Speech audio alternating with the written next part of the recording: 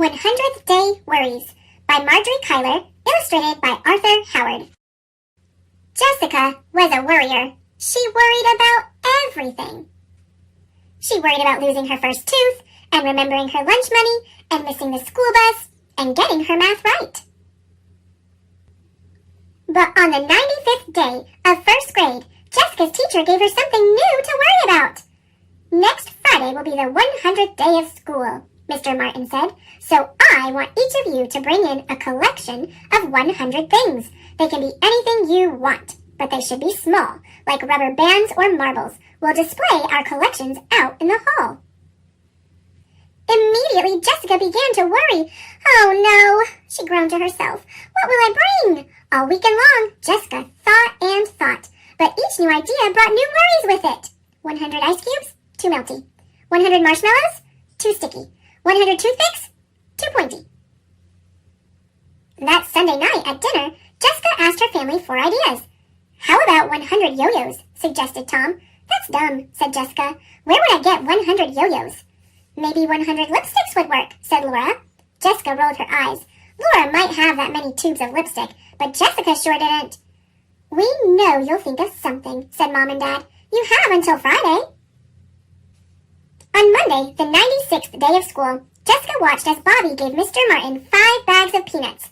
There are 20 peanuts in each bag, Bobby explained. Great, said Mr. Martin. Why didn't I think of peanuts? Jessica wondered.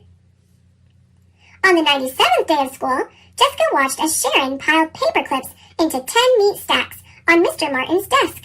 100 paper clips in all, Sharon announced. Wonderful, said Mr. Martin. How did she find so many? Wondered Jessica.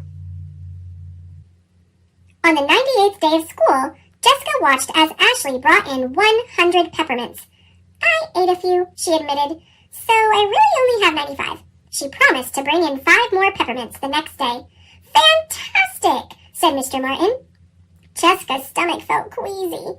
By the time Jessica went to bed on the 99th day of school, she still hadn't thought of anything to bring.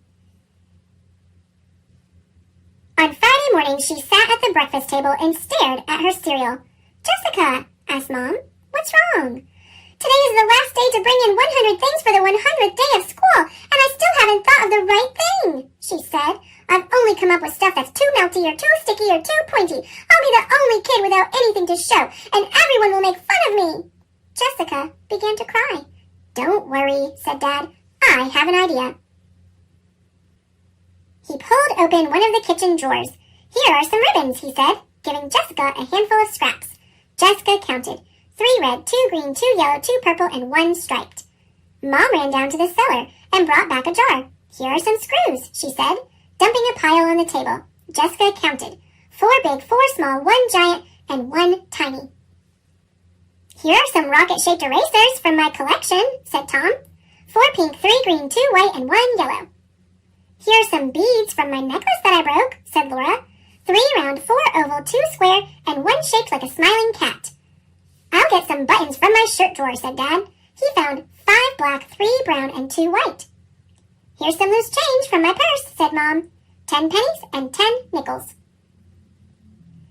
Here are 10 barrettes. I don't need any more, said Laura. Here are some rocks from Iggy's aquarium, said Tom. 6 brown, 3 green, and 1 sparkly. How much stuff do we have so far? Asked Mom. Jessica looked at the stuff on the table. It wasn't 100 of anything, but at least she had something to show. Something was better than nothing. There's the bus, said Mom. Here's a bag for your things. Don't forget your lunch. Jessica shoved everything into the bag and ran to catch the bus. All morning, Jessica thought about the stuff in the bag. She tried to remember the things her family had given her. 10 ribbons, 10 screws, 10 erasers, 10 beads, 10 buttons, 10 pennies, 10 nickels, 10 barrettes, 10 rocks. That came to 90. She needed 10 more. Where could she get 10 more things? Oh no, here came her worries again. At lunch, Jessica found a note in her lunchbox. Sweetie, we'll help you find more stuff this weekend. I'm sure Mr. Martin will understand if your collection is late. Don't worry. Love, Mom. X, X, X, X, X, X, X, X, X, X. Suddenly, Jessica had a great idea. She smiled to herself as she waited for lunch to be over. After story hour, Mr. Martin said it was time to put their 100 things out in the hall. "What did you bring, Jessica?" he asked. "Here are 10 ribbons from my dad," she said. "10?" asked Mr. Martin. "And 10 screws from my mom," said Jessica. The other kids came over to look. "And 10 erasers from my brother, and 10 beads from my sister," said Jessica. "Pretty," said Anita. "And here are 10 buttons from my father, and 10 pennies and 10 nickels from my mother, and 10 barrettes from my sister, and 10 rocks from my brother's iguana's aquarium," said Jessica. "Cool," said Leslie. "And what's this?" asked Mr. Martin. "It's 10 kisses from my mom," said Jessica. "See? I brought in 100 things my family gave me," said Jessica. "Is that okay?" "Wow," said Mr. Martin. "I've seen a lot of great collections for the 100th day of school, but this one..." Jessica swallowed. "This one is really special," said Mr. Martin. "You've brought in 100 bits of love."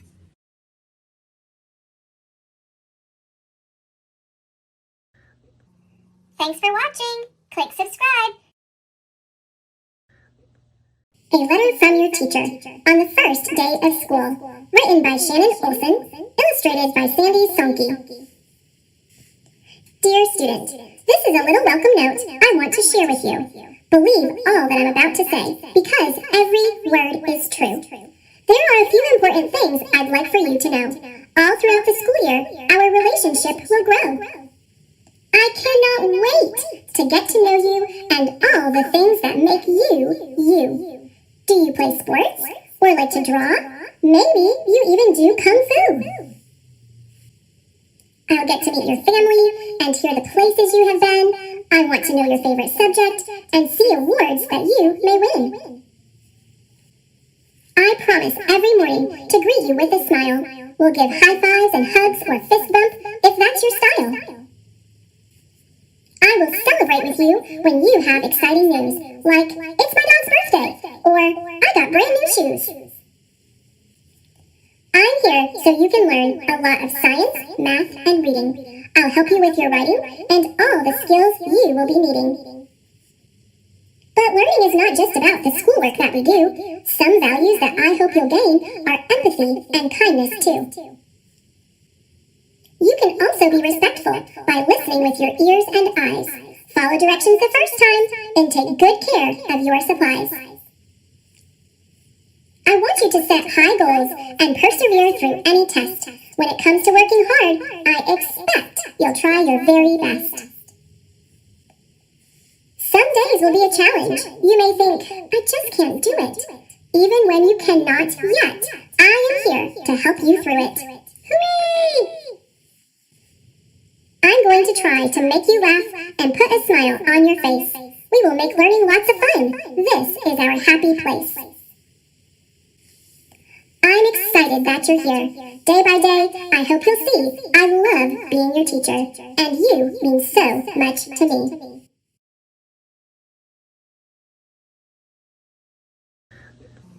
Thanks for watching. Click subscribe.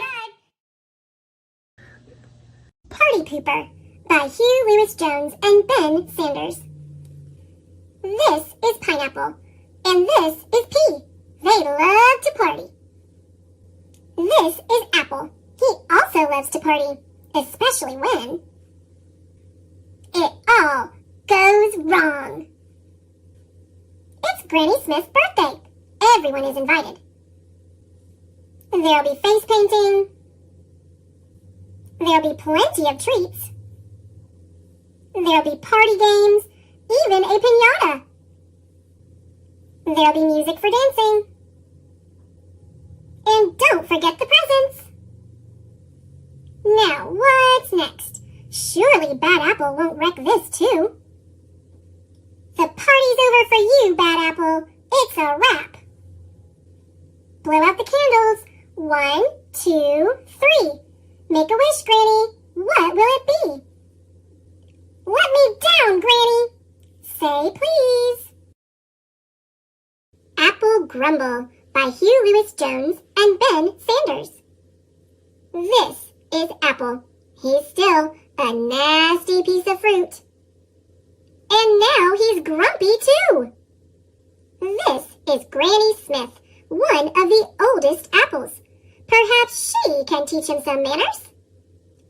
You drank Pea's tea and stole Cat's hat and other naughty things like that. Apple, it's time you behaved. But Apple doesn't want to be nice. No way. He's got other plans. You should be sweet like us. Here come Red and Golden, two delicious apples. Teamwork makes the dream work. Here comes Bramley, Brayburn, and Cox, three popular apples. It's not cool to be angry, man. Here come Honeycrisp, Gala, Pink Lady, and Jazz, four fabulous apples. Hey guys, where's the party? And here comes Pineapple.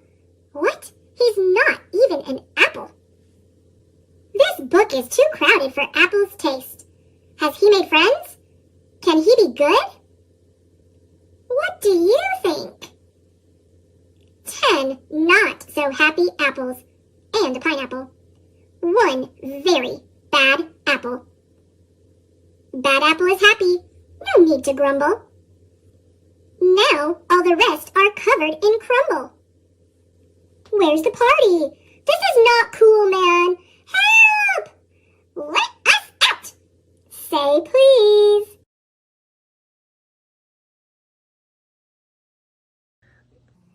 Thanks for watching. Click subscribe. Balloons Over Broadway, the true story of the puppeteer of Macy's Parade by Melissa Sweet. Anthony Tony Frederick Sarg, 1880 to 1942. Every little movement has a meaning of its own. Tony Sarg. From the time he was a little boy, Tony Sarg loved to figure out how to make things move. He once said he became a marionette man when he was only 6 years old. His father had asked him to feed their chickens at 6:30 in the morning every day. Tony had an idea. What if he could feed the chickens without leaving his bed? He rigged up some pulleys and ran rope from the chicken coop door to his bedroom window. That night, he spread chicken feed outside the chicken coop door. The next morning, Tony pulled on the rope and the door to the chicken coop opened. The chickens ate their breakfast. Tony stayed snug in his bed, and his dad, so impressed, never made Tony do another chore. Step 1. Spread feed the night before. 2. Pull rope. 3. Door opens. 4. Chickens come out. When Tony grew up, he moved to London, where he discovered that no one was making marionettes for kids anymore. So out of wood, cloth, and strings, Tony began to make puppets. He figured out ways to make his marionettes movements so lifelike that they performed as if they were real actors. Word soon spread about Tony's amazing marionettes. When Tony moved to New York City, the Tony Sarg marionettes began performing on Broadway. In the heart of New York City, in Herald Square, there was the biggest store on earth, R.H. Macy's department store. Macy's had heard about Tony's puppets and asked him to design a puppet parade for the store's holiday windows. So Tony made new puppets based on storybook characters, then attached them to gears and pulleys to make them move. In Macy's Wondertown windows, Tony's mechanical marionettes danced across the stage, as if by magic. All day long they performed to shoppers jostling for a better look. But Macy's had an even bigger job in store for Tony. Many of the people working at Macy's were immigrants, and as the holidays approached, they missed their own holiday traditions of music and dancing in the streets. Macy's agreed to put on a parade for their employees, and they hired Tony to help. Tony, too, was an immigrant, so he loved the idea of creating a parade based on street carnivals from all over the world. He made costumes and built horse-drawn floats, and Macy's even arranged to bring in bears, elephants, and camels from the Central Park Zoo. The animals joined hundreds of Macy's employees on Thanksgiving Day, 1924, winding their way from Harlem to Herald Square.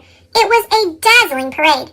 In fact, Macy's first parade was such a success that they decided to have one every year on Thanksgiving Day to celebrate America's own holiday. Each year, the parade grew, but when Macy's brought in lions and tigers, in addition to the bears, elephants, and camels, the animals roared and growled and frightened the children. Tony, can you think of something spectacular? Macy's asked Tony to replace the animals. Okay. Tony hoped to replace the animals with some kind of puppets, but his marionettes were less than 3 feet tall. He would have to make much larger puppets in order for them to be seen in the parade. And how could he make them strong enough to hold up in bad weather, yet light enough to move up and down the streets? Tony knew of a company in Ohio that made blimps out of rubber, the perfect material for any weather. When he called the company and showed them his sketches, they agreed to make what Tony wanted. Still, how would Tony make his big puppets move? Then Tony had an idea from an Indonesian rod puppet in his toy collection. On Thanksgiving Day, Tony's creatures, some as high as 16 feet, spilled into the streets, and the crowds cheered wildly. Part puppet, part balloon, the air-filled rubber bags wobbled down the avenues, propped up by wooden sticks. But now the sidewalks were so packed with people that only those in the first few rows could really see the parade. Tony realized his puppets would have to be even bigger and higher off the ground. And though the sticks helped to steer the puppets, they were stiff and heavy. Tony wanted his balloons to articulate, to move and gesture, more like puppets. But how? With a marionette, the controls are above and the puppet hangs down. But what if the controls were below and the puppet could rise up? During the next year, Tony set his new idea into motion. This time, he asked the company in Ohio to make balloons out of rubberized silk, as strong as rubber but lighter than rubber alone. Most important, Tony ordered the balloons to be filled not just with air, but with helium too. Since helium is lighter than air, it would make the balloons rise. Once the puppets were completed, they were deflated and shipped back to Tony in New York. Tony did not know if everything would go as planned. What if the balloons are filled with too much helium? What if one hits a sharp object? Will they fit under the elevated train track? It was still dark on Thanksgiving morning when Tony filled the balloons with helium, tethering them down with sandbags. By 1 p.m., the sidewalks were packed, with people ready for the parade. Then, one by one, Tony cut the lines to the sandbags. Let's have a parade! And the magnificent upside-down marionettes rose up to the skies. Nodding and waving to the crowds below, they sailed past Central Park. They sallied down Broadway. They shimmied and swayed through the canyons of New York City. High above the crowds, they flounced in the afternoon wind, pulling the rope handlers this way and that. Yet, with every heave-ho, the balloons gestured and articulated like wild puppets, and the crowd screamed for more. After the balloons were eased under the L, they ended in front of Macy's, at Tony's Wondertown windows. It was a parade New Yorkers would never forget. And from that day on, every Thanksgiving morning, crowds have lined the sidewalks of New York City to see what new balloons would rise to the skies for Macy's famous parade. Tony Sarg, the puppeteer who loved to figure out how to make things move, had set the stage with a little rigging for a puppet to be anything anyone could imagine it to be.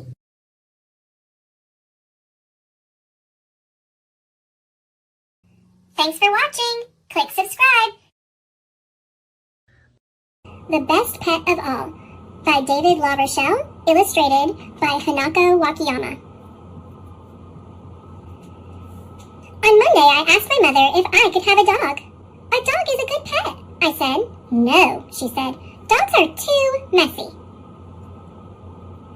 On Tuesday, I asked my mother if I could have a dog. A dog is a very good pet, I said. No, she said. Dogs are too loud. On Wednesday, I asked my mother if I could have a dog. A dog is the best pet of all, I said. No, she said. No dogs. On Thursday, I asked my mother if I could have a dragon. A dragon, she said. I have never heard of a dragon for a pet. She thought a bit. If you can find a dragon, you can keep it for a pet. Dragons are not easy to find. There were no dragons in the park. There were no dragons at the beach. There were no dragons in the woods. There were no dragons at the zoo. At last, I found a dragon.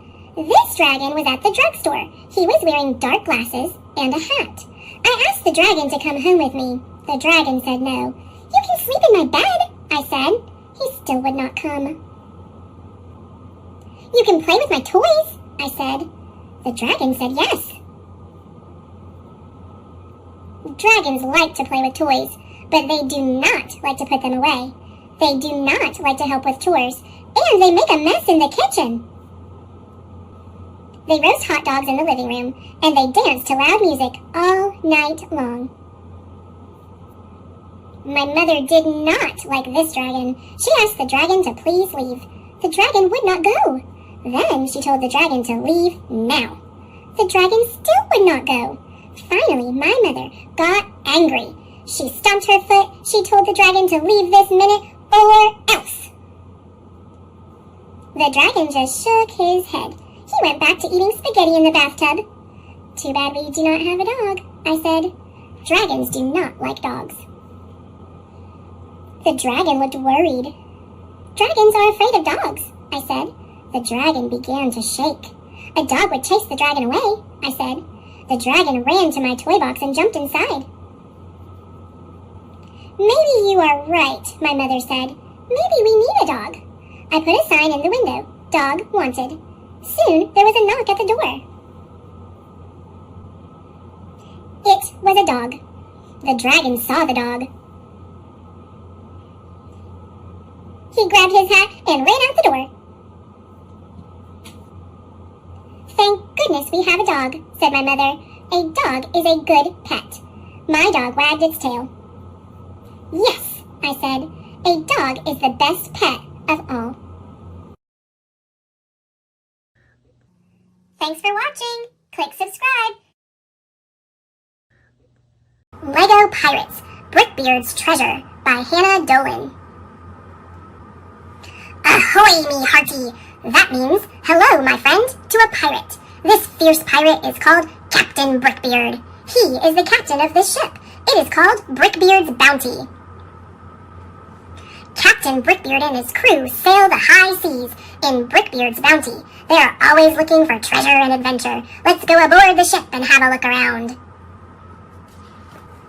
Look at the top of the ship, and you will see a black flag. The flag has a skull and some bones on it. It is called the Jolly Roger. It will scare the pirates' enemies away. Arrgh. Can you see the pretty mermaid on the ship? She is called a figurehead. The pirates hope that she will bring the ship good luck in stormy seas and shark-filled waters.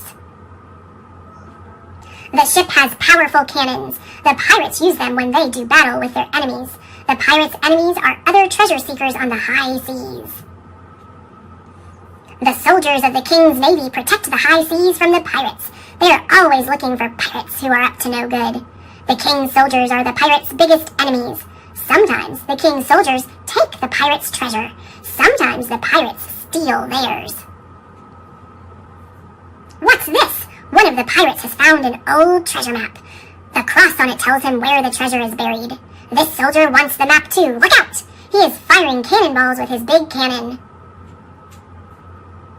An old pirate is guarding treasure on this island. His pirate ship left him behind. The pirates and the King's soldiers have found the treasure. Who will reach it first? These pirates have some treasure. They are on a wooden raft. The raft floats along very slowly. The pirates are taking their treasure to Brickbeard's Bounty. This sea monster is another enemy of the pirates. It loves shiny treasure too. It has 8 arms to help it steal the pirates' treasure. The pirates must keep their treasure safe. They hide it in their secret hideout. It has hidden traps to scare away enemies. Look out, pirates! These soldiers have found your hideout. This is the King's Navy Fortress. It is where the King's soldiers keep their treasures safe. Look! Captain Brickbeard wants to steal the soldiers' treasure.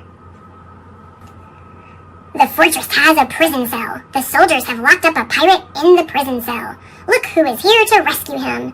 Captain Brickbeard's clever pet monkey is trained to steal things. He steals the key to the prison cell and sets the pirate free.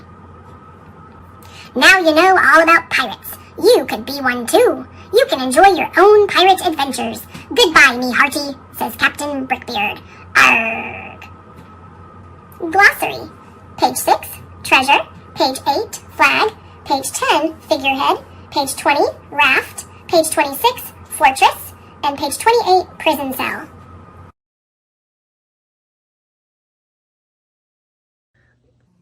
Thanks for watching. Click subscribe. Charlie and the New Baby by Reed Drummond, illustrated by Diane DeGroat. Well, howdy. Charlie the ranch dog here. You can just call me Charlie. Life sure is good out here on the old ranch. The sun is shining, the kids are playing, the birds are chirping, the cattle are happy. And Mama is rubbing my belly. I love it when Mama rubs my belly. Life doesn't get any better than this. It's good to be the king of the ranch. Snort? Huh? What did I miss? Where are the kids? Where's Mama? Wait, what's that? They're carrying a calf. What's going on? What are they doing? Wait, they're taking the calf in the house? But everyone knows calves don't belong in the house. I'd better go investigate. I have now officially seen everything. Well, this calf does look brand new. She must be a brand new baby. Maybe she's lonely. Maybe she has lost her mama. Maybe she needs a little tender loving care. Mama said the kids are perfect for that job. They give me tender loving care all the time. They scratch my ears. They feed me lunch. Lunch is my life. They spend time with me, and they tuck me into bed at night. Yep, it's all TLC, all the time for me. Hey, that's my blanket. I've always loved that blanket. Now they're giving the calf a bath? It's been a while since I've had one of those. Wait, where's Mama going? Maybe she's making me dinner. Yum, dinner is my life. Wait, what? Huh? Hark! Do you hear that sound? That's the sound of my stomach growling. I haven't eaten in a long, long time. At least an hour. I'm so hungry I could faint. Hey! Now they're tucking her in my bed? That's exactly how they tuck me in. Boy, that soft bed of mine sure does look comfy. Is it bedtime already? But what about my bed? What? I have to sleep on the floor? Oh no, say it ain't so. Oh well, nothing really left to do but get some shut-eye, I guess. Maybe I'll dream about a happier time long, long ago. A time when a dog could lie on his own bed. A time when a dog could get a bath and a belly rub from time to time. A time before this silly old calf ever showed up. A time when... Snort? Huh?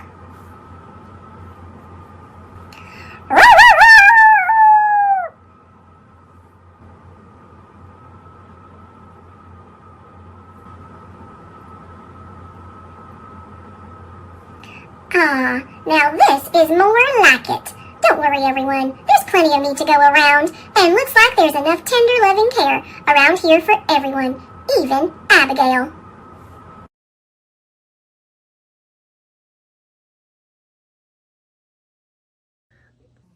Thanks for watching. Click subscribe. Curious George by H.A. Ray. This is George. He lived in Africa. He was a good little monkey and always very curious. One day, George saw a man. He had on a large yellow straw hat. The man saw George too. What a nice little monkey, he thought. I would like to take him home with me. He put his hat on the ground, and, of course, George was curious. He came down from the tree to look at the large yellow hat. The hat had been on the man's head. George thought it would be nice to have it on his own head. He picked it up and put it on. The hat covered George's head. He couldn't see. The man picked him up quickly and popped him into a bag. George was caught. The man with the big yellow hat put George into a little boat, and a sailor rowed them both across the water to a big ship. George was sad, but he was still a little curious. On the big ship, things began to happen. The man took off the bag. George sat on a little stool, and the man said, "George, I'm going to take you to a big zoo in a big city. You will like it there. Now run along and play, but don't get into trouble." George promised to be good, but it is easy for little monkeys to forget. On the deck, he found some seagulls. He wondered how they could fly. He was very curious. Finally, he had to try. It looked easy, but... Oh, what happened? First this, and then this. Where is George? The sailors looked and looked.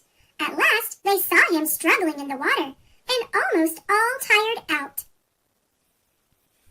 Man overboard! The sailors cried as they threw him a lifebelt. George caught it and held on. At last, he was safe on board. After that, George was more careful to be a good monkey until, at last, the long trip was over. George said goodbye to the kind sailors, and he and the man with the yellow hat walked off the ship onto the shore and on into the city to the man's house. After a good meal and a good pipe, George felt very tired. He crawled into bed and fell asleep at once.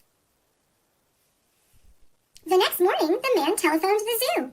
George watched him. He was fascinated. Then the man went away. George was curious. He wanted to telephone too.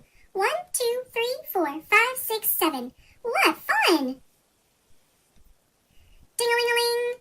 George had telephoned the fire station. The firemen rushed to the telephone. Hello? Hello? They said, but there was no answer. Then they looked for the signal on the big map that showed where the telephone call had come from. They didn't know it was George. They thought it was a real fire. Hurry, hurry, hurry! The firemen jumped onto the fire engines and onto the hook and ladders. Ding dong, ding dong! Everyone out of the way! Hurry, hurry, hurry! The firemen rushed into the house. They opened the door. No fire! Only a naughty little monkey. Oh, catch him! Catch him! They cried. George tried to run away. He almost did, but he got caught in the telephone wire and... A thin fireman caught one arm and a fat fireman caught the other. You fooled the fire department, they said. We will have to shut you up where you can't do any more harm. They took him away and shut him in a prison. George wanted to get out. He climbed up to the window to try the bars. Just then, the watchman came in.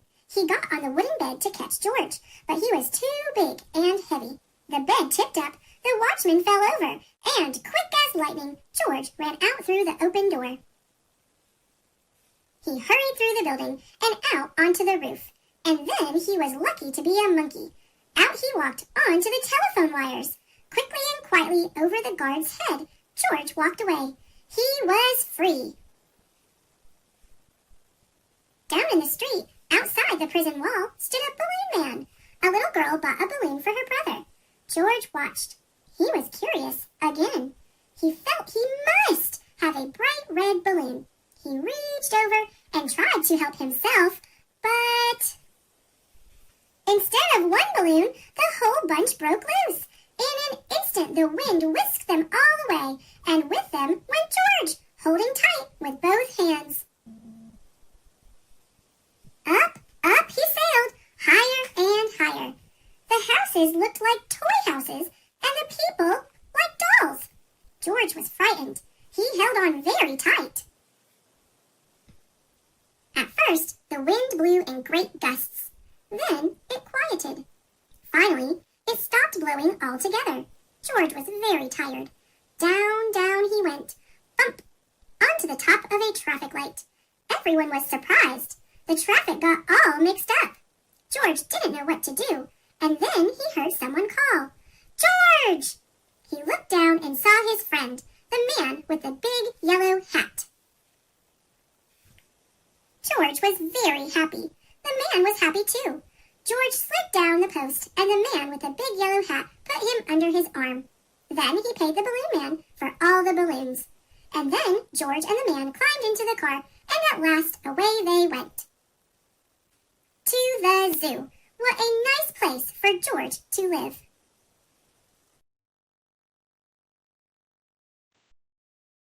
Thanks for watching. Click subscribe.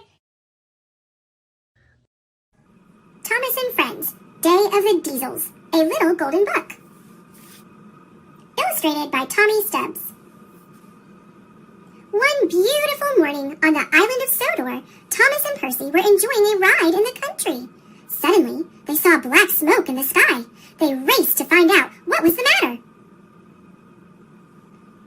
An old farm shed was on fire. Percy and Thomas let firefighters take buckets of water from their tanks to put out the blaze, but it was slow work. Luckily, a new engine named Belle arrived. She shot water from 2 spouts on her tanks. The flames fizzled out. Back at the steamworks, everyone cheered for Belle. "Thank you," she peeped, "but I'm not a real fire engine. You need Flynn, the fire engine. He's fast and fearless. He's a real hero." The next day, Thomas took Belle on a tour of the island of Sodor. They forgot to invite Percy. He felt left out and very alone. Diesel oiled up next to Percy. He invited Percy to visit the diesel works. "You'll be our special guest," he hissed. Steamies didn't usually go to the diesel works, but Percy wanted friends who had time for him. He wanted to be a special guest. Percy enjoyed his visit. All the diesels were very friendly, but the building was dingy, old, and dirty. They didn't even have a crane. "You need a new diesel works," Percy said to Diesel 10. "I will ask Thomas to tell Sir Topham Hatt. He always listens to Thomas." Diesel 10 liked this idea. Percy raced back to the steamworks to tell Thomas about his adventure, but Thomas was too busy to listen. Flynn, the fire engine, had arrived, and Thomas was showing him around Sodor. That night, Percy saw something that really troubled him. Flynn was in Percy's berth at Tidmouth Sheds. Percy decided not to stay where he wasn't wanted. Percy puffed to the diesel works. He brought Kevin because he knew the diesels didn't have a crane. "We'll both be needed at the diesel works," Percy peeped. The next morning, Percy told the Steamies where he had been all night. Everyone was amazed. Percy asked Thomas if he could help the diesels get a new diesel works. They chugged off together to talk to Diesel 10. But Diesel 10 no longer wanted Thomas's help. "We're going to take over the steamworks," said Diesel 10. "We want you to lead us, Percy." Percy felt grander than Gordon. He and the diesels rolled away, leaving behind a very angry Thomas. But when they reached the steamworks, the diesels wouldn't listen to Percy. "The steamworks is ours," Diesel 10 roared, "and we're not giving it back." To make matters worse, Percy discovered that Thomas was being held prisoner at the diesel works. Percy hurried to help Thomas. As he screeched to a stop, sparks flew from his wheels. Some oily rags caught fire, and flames spread across the diesel works. Percy knew he needed Flynn's help. He found the bold red engine, and together they rushed back to the diesel works. Flynn put out the fire, while Percy saved Thomas. Percy and Thomas then raced to the steamworks to stop the diesels. As they rolled along, they collected their friends: Belle, Edward, Henry, Gordon, James, Toby, and Emily. They all knew that friends are strongest when they stick together. The diesels were surprised to see the Steamies, but they refused to leave the steamworks until Sir Topham Hatt arrived. He was very cross. "Diesel 10, he said sternly, "you have caused confusion and delay on my railway." "It was always my plan to build a new diesel works," Sir Topham Hatt explained, "but everything takes time. Now the diesels and the Steamies must work together to build a new diesel works." Soon, the new diesel works was finished. At the grand opening, the diesels beamed, and the Steamies peeped proudly. Everyone was happy, especially Percy and Thomas. They were best friends again.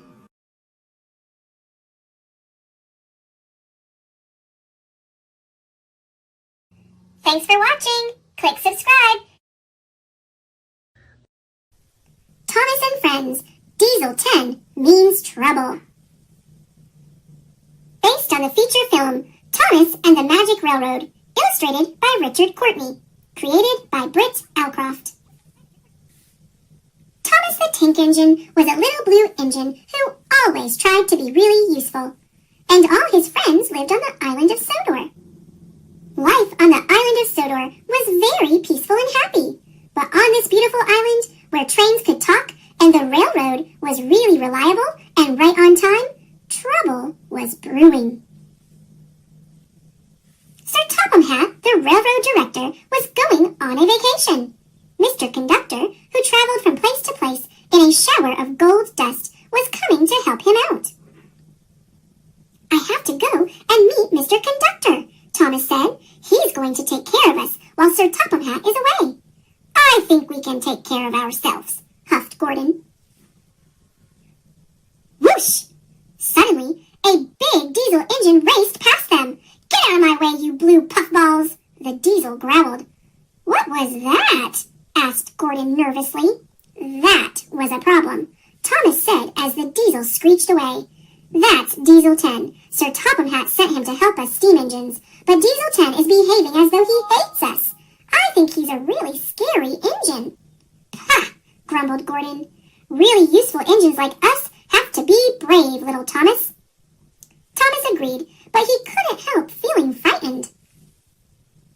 Meanwhile, Diesel 10 was planning to get rid of the steam engines once and for all. He wanted to run the railroad. That night, Diesel 10 sneaked up to the engine shed and threatened Mr. Conductor with his jagged claw. Make the most of tonight, Twinkle Toes, hissed Diesel 10, because you won't like tomorrow. Mr. Conductor had another problem too. I've suddenly lost all my sparkle, he sighed to Thomas. To get it back, I must find some more gold dust. Thomas and the other engines knew they had to help Mr. Conductor find the source of the magic gold dust. While the boss Sir Topham Hatt is away, we cats will play, purred Diesel 10 to his pals. Splatter and Dodge gulped. We're going to make life miserable for those steaming heaps of trash on wheels, Diesel 10 continued. This island doesn't need them, it needs diesels. There's no use for steam engines these days. They're history. But what about Mr. Conductor? Asked Splatter. Isn't he going to stop us? Dodge asked. Mr. Conductor needs his magic gold dust to keep an eye on us, snickered Diesel 10. And I know he can't, because he's just run out. A door opened on Diesel 10's cab roof, and out came his huge metal claw. I'll take care of all of them with this, said Diesel 10. He lifted his claw high above them, but then it dropped and hit him on the head. I don't think he meant to do that, Splatter and Dodge said to each other. Little did the Diesels know that Toby the tram engine had overheard their plans. Toby told the other engines. Then he followed the Diesels to see what they were going to do next. The Diesels were plotting to destroy the magic buffers that led to Mr. Conductor's magic railroad. We don't know where the entrance to the magic railroad is, and we don't know which are the right buffers to destroy, said Diesel 10 to Splatter and Dodge, so we'll have to destroy all of them. Toby knew he had to do something to stop Diesel 10. I've got to distract him, thought Toby. Clang! Toby rang his bell as loud as he could.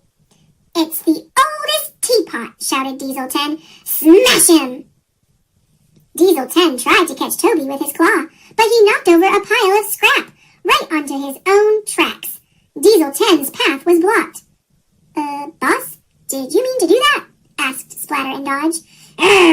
Diesel 10 growled. I always mean what I do. Diesel 10 was mad when he found out that Thomas had traveled the magic railroad to bring back Lady, the golden engine. Lady was the source of the magic gold dust. She could help Mr. Conductor foil Diesel 10's plans. Diesel 10 chased Lady, but Thomas raced between them. All three engines headed toward a dangerous old viaduct. Lady crossed the old viaduct. Stones began to fall. When Thomas crossed the viaduct, more stones fell, and a big gap appeared in the track. Thomas jumped the gap just in time. But Diesel 10 couldn't stop, and he tumbled far below onto a barge filled with sledge. Lady was safe, and there would always be plenty of gold dust. You're a really useful engine, Gordon told Thomas. Peep, peep, Thomas said, and puffed home into the sunset.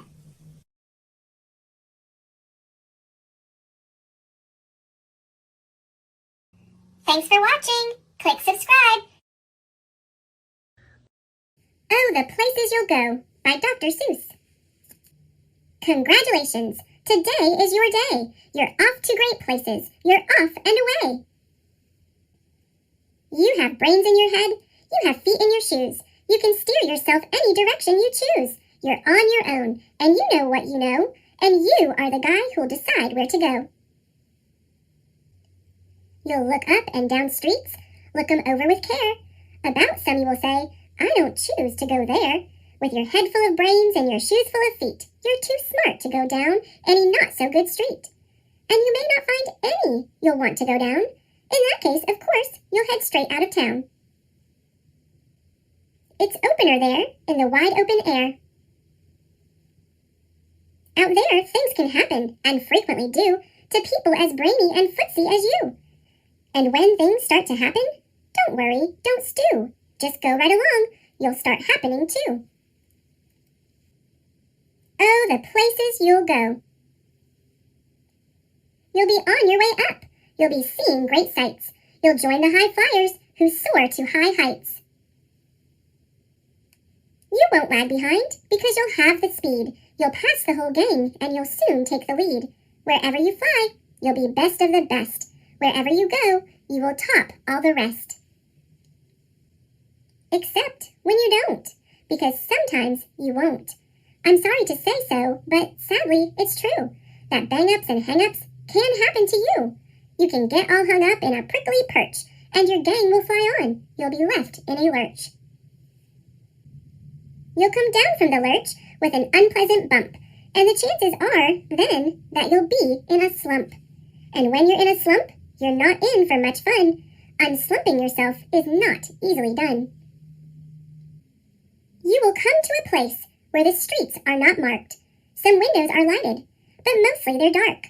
A place you could sprain both your elbow and chin. Do you dare to stay out? Do you dare to go in? How much can you lose? How much can you win? And if you go in, should you turn left or right? Or right and 3/4? Or maybe not quite? Or go around back and sneak in from behind? Simple it's not, I'm afraid you will find, for a mind-maker-upper to make up his mind. You can get so confused that you'll start in to race down long-wheeled roads at a breaknecking pace and grind on for miles across weirdish wild space, headed, I fear, toward a most useless place, the waiting place. For people just waiting for a train to go, or a bus to come, or a plane to go, or the mail to come, or the rain to go, or the phone to ring, or the snow to snow, or waiting around for a yes or no, or waiting for their hair to grow. Everyone is just waiting. Waiting for the fish to bite, or waiting for wind to fly a kite, or waiting around for Friday night, or waiting, perhaps, for their Uncle Jake, or a pot to boil, or a better break, or a string of pearls, or a pair of pants, or a wig with curls, or another chance. Everyone is just waiting. No, that's not for you. Somehow you'll escape all that waiting and staying. You'll find the bright places where boom bands are playing. With banner flip-flapping, once more you'll ride high, ready for anything under the sky. Ready because you're that kind of a guy. Oh, the places you'll go. There is fun to be done. There are points to be scored. There are games to be won. And the magical thing you can do with that ball will make you the winningest winner of all. Fame! You'll be famous as famous can be. With the whole wide world watching, you win on TV. Except when they don't, because sometimes they won't. I'm afraid that sometimes you'll play lonely games too. Games you can't win, because you'll play against you. All alone, whether you like it or not. Alone will be something you'll be quite a lot. And when you're alone, there's a very good chance you'll meet things that scare you right out of your pants. There are some down the road between hither and yon that can scare you so much you won't want to go on. But on you will go, though the weather be foul. On you will go, though your enemies prowl. On you will go, though the hacken-cracks howl. Onward up many a frightening creek, though your arms may get sore and your sneakers may leak. On and on you will hike, and I know you'll hike far, and face up to your problems, whatever they are. You'll get mixed up, of course, as you already know. You'll get mixed up with many strange birds as you go. So be sure when you step. Step with care and great tact. And remember that life's a great balancing act. Just never forget to be dexterous and deft. And never mix up your right foot with your left. And will you succeed?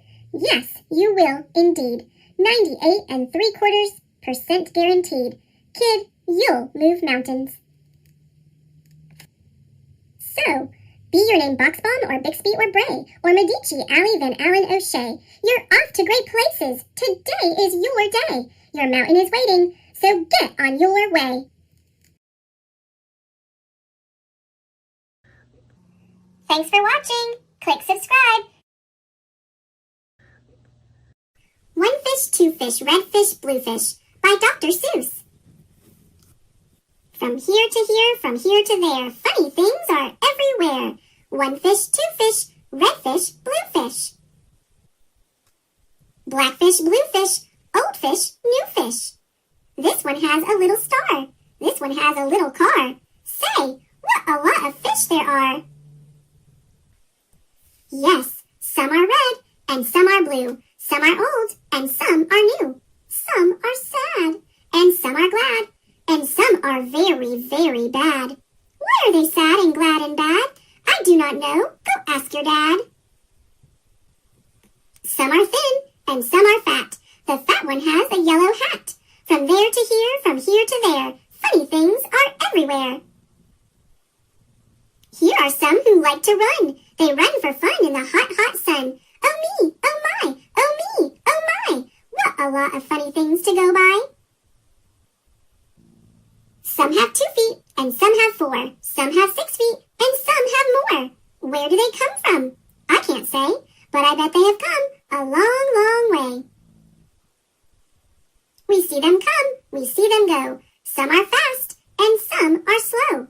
Some are high, and some are low. Not one of them is like another. Don't ask us why. Go ask your mother. Say, look at his fingers. 1, 2, 3. How many fingers do I see? 1, 2, 3, 4, 5, 6, 7, 8, 9, 10. He has 11. 11. This is something new. I wish I had 11 too. Bump, bump, bump. Did you ever ride a wump? We have a wump with just 1 hump, but we know a man called Mr. Gump. Mr. Gump has a 7-hump wump, so if you like to go bump, bump, just jump on the hump of the wump of a gump. Who am I? My name is Ned. I do not like my little bed. This is no good. This is not right. My feet stick out of bed all night. And when I pull them in, oh dear, my head sticks out of bed up here. We like our bike. It is made for 3. Our Mike sits up and back, you see. We like our Mike, and this is why. Mike does all the work when the hills get high. Hello there, Ned. How do you do? Tell me, what is new? How are things in your little bed? What is new? Please tell me, Ned. I do not like this bed at all. A lot of things have come to call. A cow, a dog, a cat, a mouse. Oh, what a bed. Oh, what a house. Oh dear, I cannot hear. Will you please come over near? Will you please look in my ear? There must be something there, I fear. Say, look, a bird was in your ear, but he is out, so have no fear. Again your ear can hear, my dear.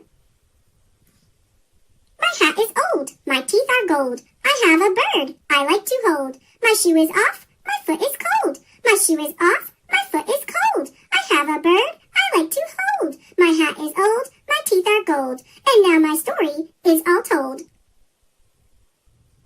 We took a look, we saw a nook. On his head he had a hook. On his hook he had a book. On his book was how to cook. We saw him sit and try to cook. He took a look at the book on the hook. But a nook can't read, so a nook can't cook. So what good to a nook is a hook cookbook? The moon was out, and we saw some sheep. We saw some sheep take a walk in their sleep. By the light of the moon, by the light of a star, they walked all night from near to far. I would never walk, I would take a car. I do not like this one so well. All he does is yell, yell, yell. I will not have this one about. When he comes in, I put him out. This one is quiet as a mouse. I like to have him in the house. At our house, we open cans. We have to open many cans, and that is why we have a Zans. A Zans for cans is very good. Have you a Zans for cans? You should. I like to box. How I like to box. So every day I box a gox. In yellow socks I box my gox. I box in yellow gox box socks. It is fun to sing. If you sing with a ying, my ying can sing like anything. I sing high and my ying sings low, and we are not too bad, you know. This one, I think, is called a yink. He likes to wink. He likes to drink. He likes to drink and drink and drink. The thing he likes to drink is ink. The ink he likes to drink is pink. He likes to wink and drink pink ink. So if you have a lot of ink, then you should get a yink, I think. Hop, hop, hop. I am a yop. All I like to do is hop, from finger top to finger top. I hop from left to right and then hop, hop. I hop right back again. I like to hop all day and night, from right to left and left to right. Why do I like to hop, hop, hop? I do not know. Go ask your pop. Brush, brush, brush, brush. Comb, comb, comb, comb. Blue hair is fun to brush and comb. All girls who like to brush and comb should have a pet like this at home. Who is this pet? Say, he is wet. You never yet met a pet, I bet, as wet as they let this wet pet get. Did you ever fly a kite in bed? Did you ever walk with 10 cats on your head? Did you ever milk this kind of cow? Well, we can do it. We know how. If you never did, you should. These things are fun and fun is good. Hello? Hello? Are you there? Hello? I called you up to say hello. I said hello. Can you hear me, Joe? Oh no! I cannot hear your call. I cannot hear your call at all. This is not good, and I know why. A mouse has cut the wire. Goodbye. From near to far, from here to there, funny things are everywhere. These yellow pets are called the Zeds. They have one hair upon their heads. Their hair grows fast, so fast they say they need a haircut every day.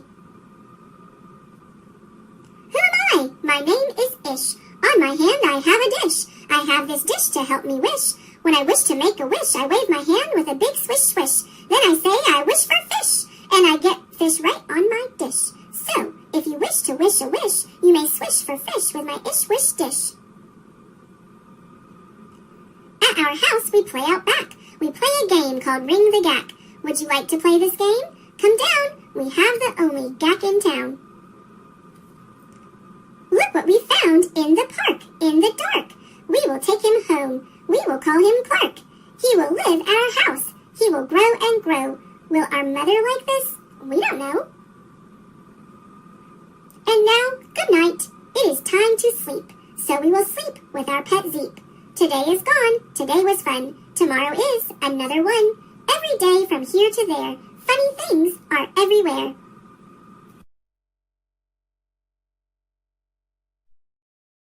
Thanks for watching. Click subscribe. Dr. Seuss's ABC book. Big A, little a, what begins with A? Aunt Annie's alligator. A, A, A. Big B, little b, what begins with B? Barber, baby, bubbles, and a bumblebee. Big C, little c, what begins with C? Camel on the ceiling. C, C, C. Big D, little d, David Donald do, dreamed a dozen donuts and a duck dog too. A, B, C, D, E, E, E. Ear, egg, elephant. E, E, E. Big F, little f, F, F, F. 4 fluffy feathers on a fiffer, feffer, feff. A, B, C, D, E, F, G. Goat, girl, goo goo goggles, G, G, G. Big H, little h, hungry horse, hay. Hen in a hat, hooray, hooray. Big I, little I, I. Ichabod is itchy, so am I. Big J, little j, what begins with J? Jerry Jordan's jelly jar and jam begin that way. Big K, little k, Kitten, kangaroo, kick a kettle, kite, and a king's kerchoo.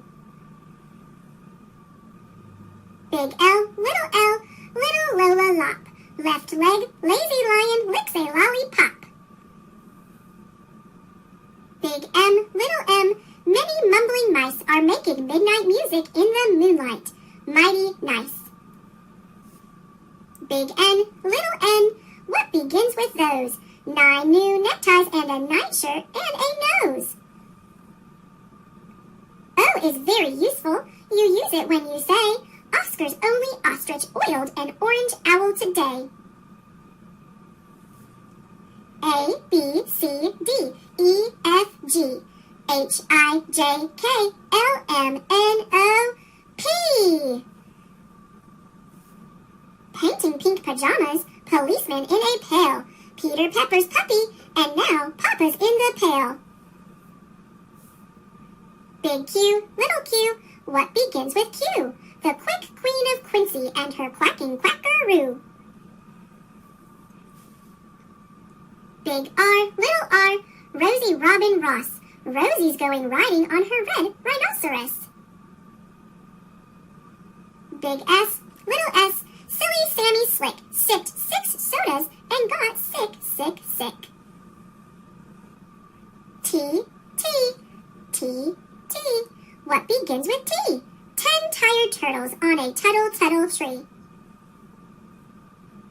Big U, little u, what begins with U? Uncle Ub's umbrella and his underwear too. Big V, little v, Vera Violet Vin is very awful on her violin.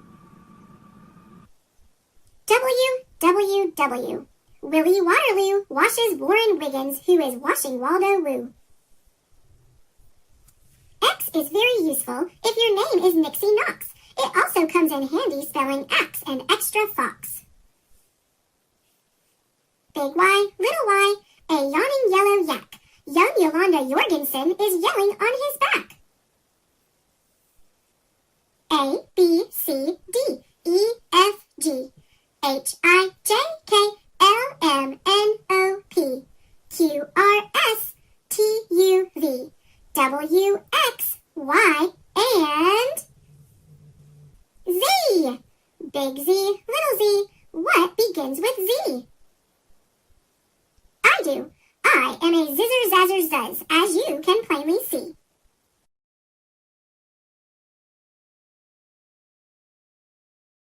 Thanks for watching. Click subscribe. Green Eggs and Ham by Dr. Seuss. I am Sam. I am Sam. Sam I am. That Sam I am. That Sam I am. I do not like that Sam I am. Do you like green eggs and ham? I do not like them, Sam I am. I do not like green eggs and ham. Would you like them here or there? I would not like them here or there. I would not like them anywhere. I do not like green eggs and ham. I do not like them, Sam I am. Would you like them in a house? Would you like them with a mouse? I do not like them in a house. I do not like them with a mouse. I do not like them here or there. I do not like them anywhere. I do not like green eggs and ham. I do not like them, Sam I am. Would you eat them in a box? Would you eat them with a fox? Not in a box, not with a fox. Not in a house, not with a mouse. I would not eat them here or there. I would not eat them anywhere. I would not eat green eggs and ham. I do not like them, Sam I am. Would you? Could you? In a car? Eat them. Here they are. I would not, could not in a car. You may like them. You will see. You may like them in a tree. I would not, could not in a tree, not in a car. You let me be. I do not like them in a box. I do not like them with a fox. I do not like them in a house. I do not like them with a mouse. I do not like them here or there. I do not like them anywhere. I do not like green eggs and ham. I do not like them, Sam I am. A train, a train, a train, a train. Could you, would you, on a train? Not on a train, not in a tree, not in a car. Sam, let me be. I would not, could not in a box. I could not, would not with a fox. I I will not eat them with a mouse. I will not eat them in a house. I will not eat them here or there. I will not eat them anywhere. I do not eat green eggs and ham. I do not like them, Sam I am. Say, in the dark? Here, in the dark? Would you, could you, in the dark? I would not, could not, in the dark. Would you, could you, in the rain? I would not, could not, in the rain. Not in the dark, not on a train, not in a car, not in a tree. I do not like them, Sam, you see. Not in a house, not in a box, not with a mouse, not with a fox. I will not eat them here or there. I do not like them anywhere. You do not like green eggs and ham? I do not like them, Sam I am. Could you, would you, with a goat? I would not, could not, with a goat. Would you, could you, on a boat? I could not, would not, on a boat. I will not, with a goat. I will not eat them in the rain. I will not eat them on a train. Not in the dark, not in a tree, not in a car. You let me be. I do not like them in a box. I do not like them with a fox. I will not eat them in a house. I do not like them with a mouse. I do not like them here or there. I do not like them anywhere.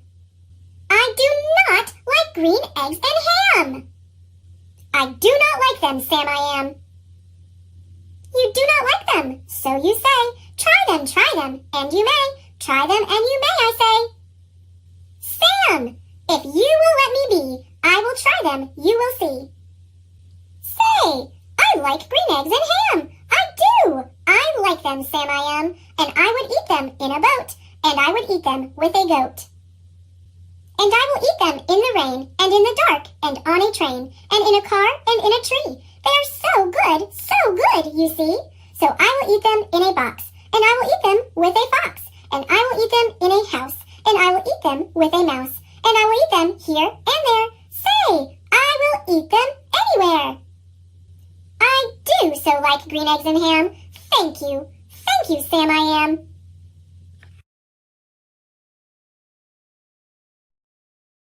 Thanks for watching. Click subscribe. Enemy Pie by Derek Munson. Illustrated by Tara Callahan King. It should have been a perfect summer. My dad helped me build a treehouse in our backyard. My sister was at camp for 3 whole weeks, and I was on the best baseball team in town. It should have been a perfect summer, but it wasn't. It was all good until Jeremy Ross moved into the neighborhood right next door to my best friend Stanley. I did not like Jeremy Ross. He laughed at me when he struck me out in baseball. He had a party on his trampoline, and I wasn't even invited. But my best friend Stanley was. Jeremy Ross was the one and only person on my enemy list. I never even had an enemy list until he moved into the neighborhood. But as soon as he came along, I needed one. I hung it up in my treehouse, where Jeremy Ross was not allowed to go. Dad understood stuff like enemies. He told me that when he was my age, he had enemies too. But he knew of a way to get rid of them.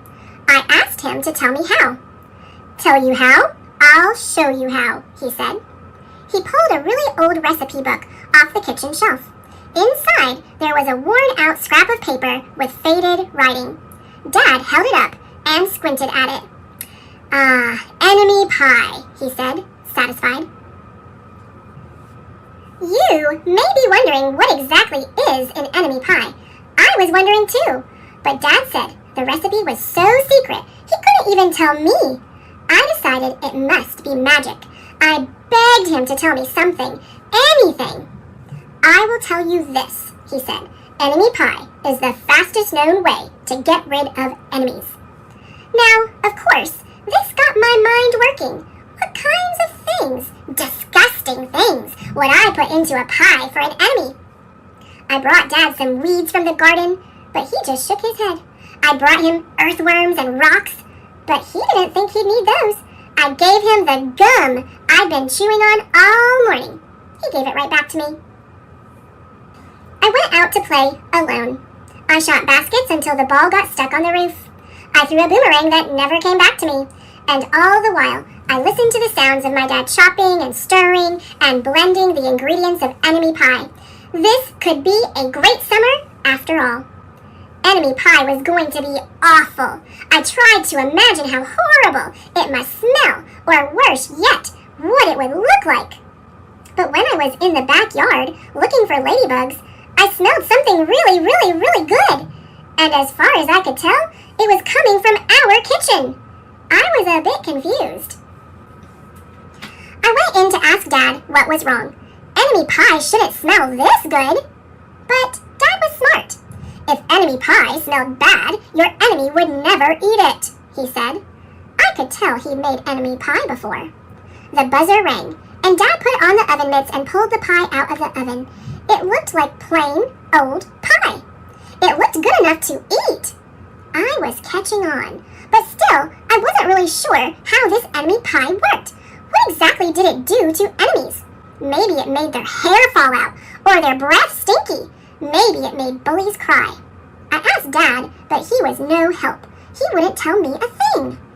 But while the pie cooled, he filled me in on my job. He talked quietly. There is one part of enemy pie that I can't do. In order for it to work, you need to spend a day with your enemy. Even worse, you have to be nice to him. It's not easy, but that's the only way that enemy pie can work. Are you sure you want to go through with this? Of course I was! It sounded horrible. It was scary. But it was worth a try. All I had to do was spend one day with Jeremy Ross. Then he'd be out of my hair for the rest of my life. I rode my bike to his house and knocked on the door. When Jeremy opened the door, he seemed surprised. He stood on the other side of the screen door and looked at me, waiting for me to say something. I was nervous. Can you play? I asked. He looked confused. I'll go ask my mom, he said. He came back with his shoes in his hand. His mom walked around the corner to say hello. You boys stay out of trouble, she said, smiling. We rode bikes for a while and played on the trampoline. Then we made some water balloons and threw them at the neighbor girls. But we missed. Jeremy's mom made us lunch. After lunch, we went over to my house. It was strange, but I was kind of having fun with my enemy. He almost seemed nice. But of course, I couldn't tell Dad that, since he had worked so hard to make his enemy pie. Jeremy Ross liked my basketball hoop. He said he wished he had a basketball hoop, but they didn't have room for one. I let him win a game, just to be nice. Jeremy Ross knew how to throw a boomerang. He threw it, and it came right back to him. I threw it, and it went over my house and into the backyard. When we climbed over the fence to find it, the first thing Jeremy noticed was my treehouse. My treehouse was my treehouse. I was the boss. If my sister wanted in, I didn't have to let her. If my dad wanted in, I didn't have to let him. And if Jeremy wanted in... Can we go in it? He asked. I knew he was going to ask me that, but he was the top person, the only person on my enemy list, and enemies aren't allowed in my treehouse.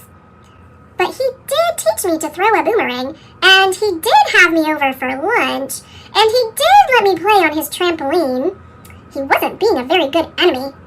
Okay, I said, but hold on. I climbed up ahead of him and tore the enemy list off the wall. I had a checkerboard and some cards in the treehouse, and we played games until my dad called us down for dinner. We pretended we didn't hear him, and when he came out to get us, we tried to hide from him, but somehow he found us. Dad made us macaroni and cheese for dinner, my favorite. It was Jeremy's favorite too. Maybe Jeremy Ross wasn't so bad after all. I was beginning to think that maybe we should just forget about enemy pie. But sure enough, after dinner, Dad brought out the pie. I watched as he cut the pie into 8 thick slices. Dad, I said, it sure is nice having a new friend in the neighborhood. I was trying to get his attention and trying to tell him that Jeremy Ross was no longer my enemy. But Dad only smiled and nodded. I think he thought I was just pretending. Dad dished up 3 plates, side by side, the big pieces of pie and giant scoops of ice cream. He passed one to me and one to Jeremy. Wow, Jeremy said, looking at the pie. My dad never makes pie like this. It was at this point that I panicked. I didn't want Jeremy to eat enemy pie. He was my friend. I couldn't let him eat it. Jeremy, don't eat it. It's bad pie. I think it's poisonous or something. Jeremy's fork stopped before reaching his mouth. He crumpled his eyebrows and looked at me funny. I felt relieved. I had saved his life. I was a hero. If it's so bad, Jeremy asked, then why has your dad already eaten half of it? I turned to look at my dad. Sure enough, he was eating enemy pie.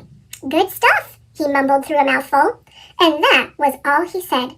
I sat there watching them eat enemy pie for a few seconds. Dad was laughing. Jeremy was happily eating, and neither of them was losing any hair.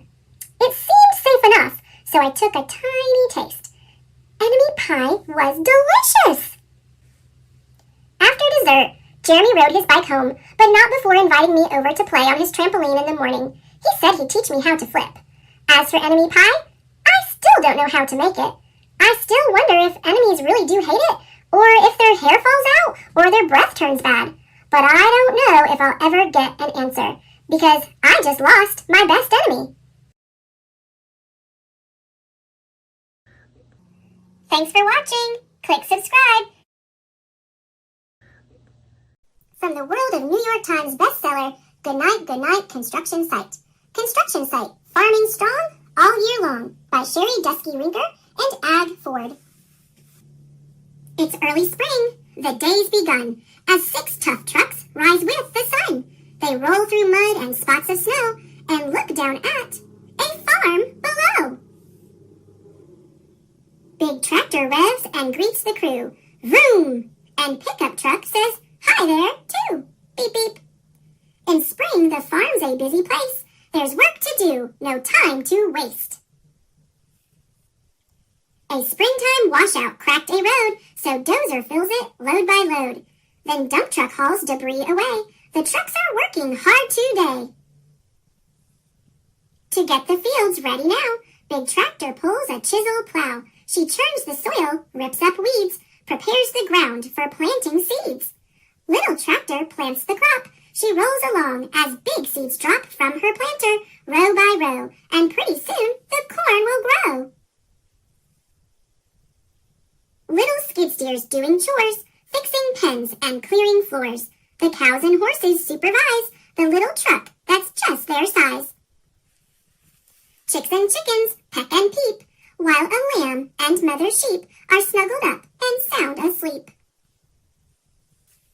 Summertime brings heat and sun, and lots of work needs to be done. Sunshine and care all season long help crops grow healthy, tall, and strong. A welcome rain shower passes through. The thirsty crops need water too. After hay and wheat are cut, the balers help to roll them up. Then the bales dry in the sun. They'll be hauled in when they're all done. Hay for food and straw for beds, so every creature's warm and fed. Excavator lifts loads of ground. Bulldozer pushes dirt around. Skid steer makes her auger spin when she revs and digs right in. As crane truck sets the posts and beams, dump truck hauls to help the team. Cement mixer churning wet concrete fills the post holes nice and neat, and then he rolls around to pour a smooth and sturdy concrete floor. Then skid steer puts in all the stalls. The cows come in as nighttime falls. The day's been filled with work and fun, and now the brand new barn is done. The days grow cooler, crops grow tall. Summertime has turned to fall. Here's Combine, strong and proud. She comes out rumbling, huge and loud.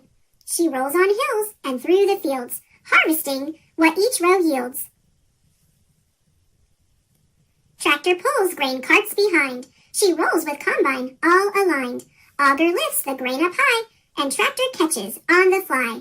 On hilly highways, up and down, semi-trucks take grain to town. Pickup truck is everywhere, carrying things from here to there. He helps wherever there's a need, hauling tools or straw or feed. No job's too little or too big. Look, now he's carrying a pig. There's just one last crop to bring in. The pumpkin harvest can begin. Loader lifts, then pumpkins fly. For pumpkin carving, pumpkin pie, she harvests each and every one from dawn to dusk, and then she's done. Winter comes and strong winds blow. Bulldozer clears away the snow, and mighty crane truck is on site to fix the roof and seal it tight. Dump truck's hauling things away. Excavator brings in hay, and skid steer's loading swift and sure. Her forklift holds the bale secure. The animals are safe and warm. The barn is snug against the storm. The year is coming to an end for all these strong, hard-working friends. A year of awesome work and play, of revving hard day after day, of tending animals with care, of crops to markets everywhere. Now off to rest with thoughts of thanks for good farm life and for full fuel tanks, for friends they have and work they do, for sunshine, rain, and crops that grew. All set for springtime days ahead, but now it's nighttime, time for bed.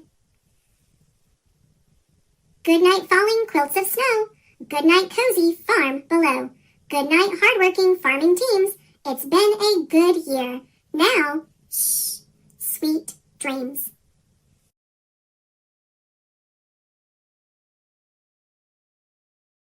Thanks for watching. Click subscribe.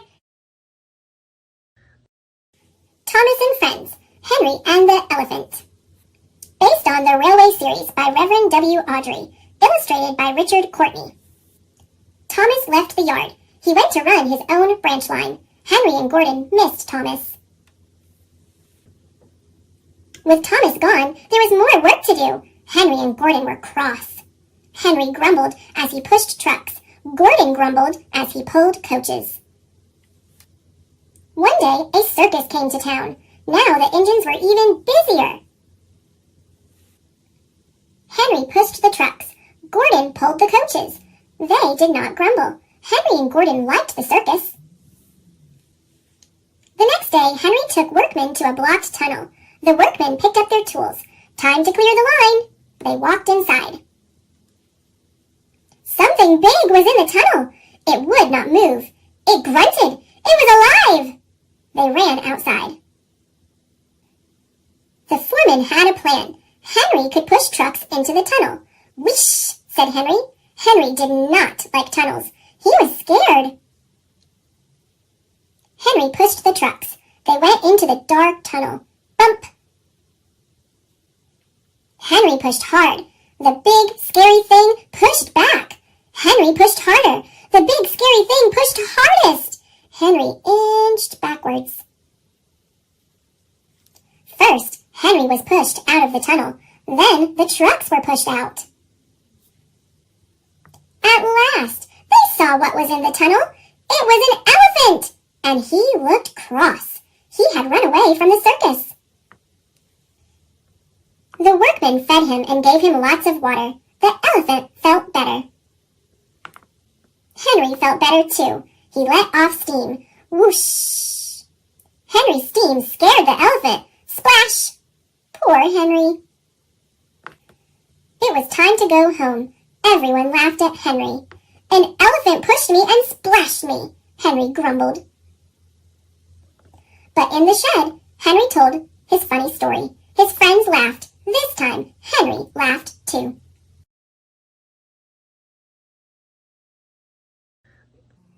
Thanks for watching. Click subscribe. Thomas and Friends, Hero of the Rails. Illustrated by Tommy Stubbs. Created by Britt Allcroft. Thomas was enjoying a quiet summer day until Spencer raced by with a whoosh. Spencer was visiting Sodor to help build a summer house for the Duke and Duchess of Boxford. Spencer thought he was better and faster than all the other engines, so Thomas challenged him to a race. Ready, set, go! Thomas and Spencer sped along the rails and raced around Sodor. Up and down hills, faster and faster they went. Suddenly, Thomas's brakes broke. He crashed through some bushes and made an incredible discovery. Thomas found an old engine in need of repair. The engine's name was Hero, and he had come from a distant island a long time ago. Hero was once called the master of the railway. Hero was afraid he'd be sent to the scrapyard because he wasn't really useful anymore. Thomas promised to repair him in secret and make him good as new. Thomas found some spare parts at the bustling Sodor steamworks. These will help Hero, he peeped excitedly. But as he was on his way to visit Hero, Thomas learned something terrible. The Duke and Duchess of Boxford's summer house is right next to Hero's hiding place, Thomas peeped. Spencer will be here every day. Thomas knew he would have to be careful, or Spencer would discover Hero. Just then, Spencer steamed around the bend. I think you're up to something sneaky, he puffed. Thomas didn't answer. He just chuffed away nervously. Thomas couldn't do his work and repair Hero on his own. He needed help. So he went to Percy and told him everything. Of course I'll help, Percy peeped. What can I do? So Percy hid his mail cars and helped Thomas with his work. But the loads were too heavy for Percy.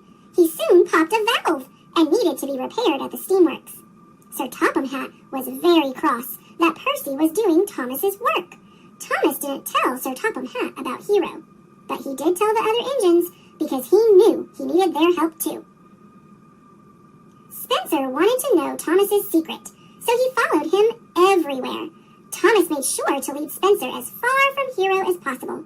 He even went out to the quarry, where Spencer had a dusty accident.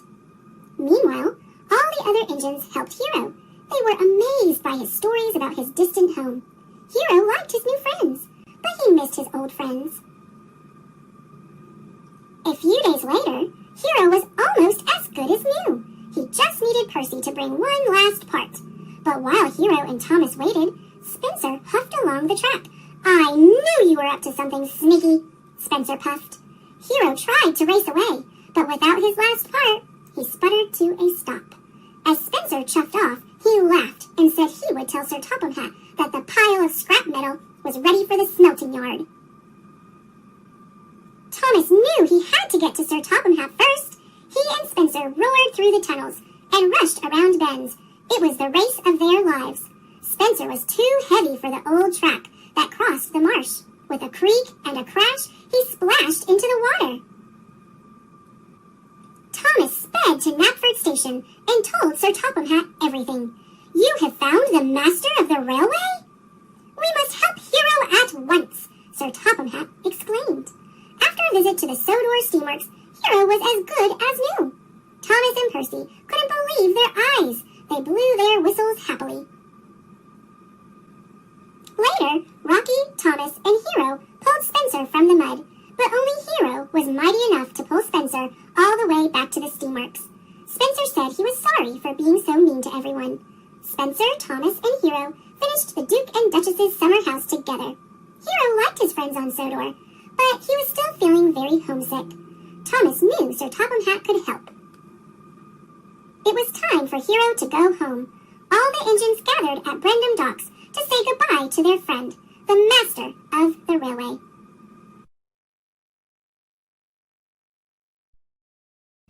Thanks for watching. Click subscribe. How to Catch a Dinosaur, from the New York Times bestselling author and illustrator Adam Wallace and Andy Elkerton. Tomorrow's the big science fair. I've never won before, but this year I know I cannot lose because I'm catching a dinosaur. The crocs and sharks we know today were here when the dinosaurs ruled.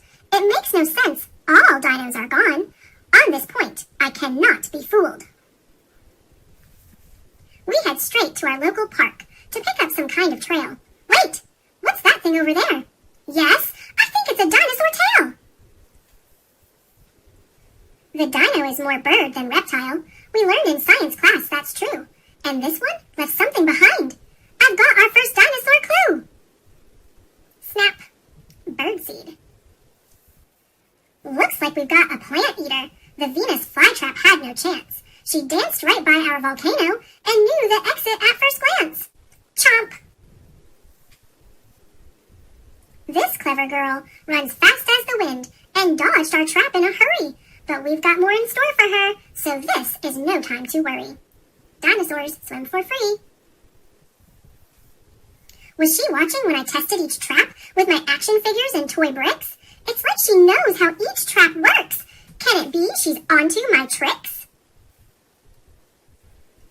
Well, that didn't go according to plan. She slipped right past our noses, and if that isn't bad enough, I ruined Mom's prize-winning roses.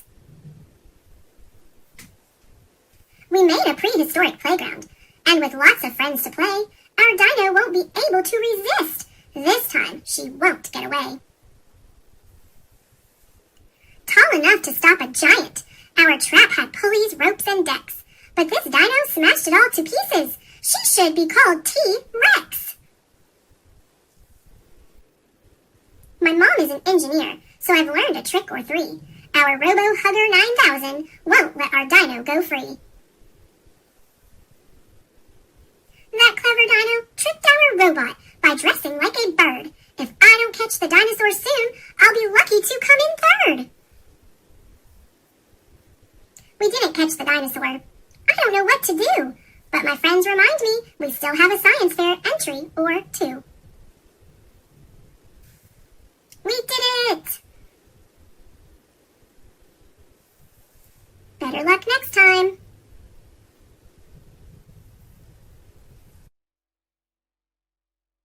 Thanks for watching. Click subscribe. Kindness is Cooler, Mrs. Ruler. Written by Marjorie Kyler. Illustrated by Sachiko Yoshikawa.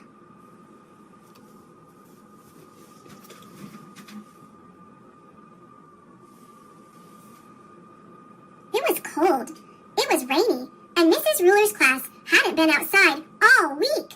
The students were getting jumpy and grumpy. Anaya and Tawana whispered during story time. David pulled Raquelita's ponytail, and Raquelita stole his hat. Then David grabbed Connor's hat and threw it into the hall. That's enough! Too rough, shouted Mrs. Ruler. The bell rang. It was time for recess. As the kids left, Mrs. Ruler kept Anaya, Tawana, Connor, Raquelita, and David behind. Sit down, don't frown, she said. Now, tell me, why do you think I've kept you in from recess? We were acting up, mumbled Connor. That's right. You were being mean to one another, and you acted as if it's cool to be mean. But it's not. What is a cooler way to act? Raquelita spoke up. Kindness is cooler, Mrs. Ruler, she said.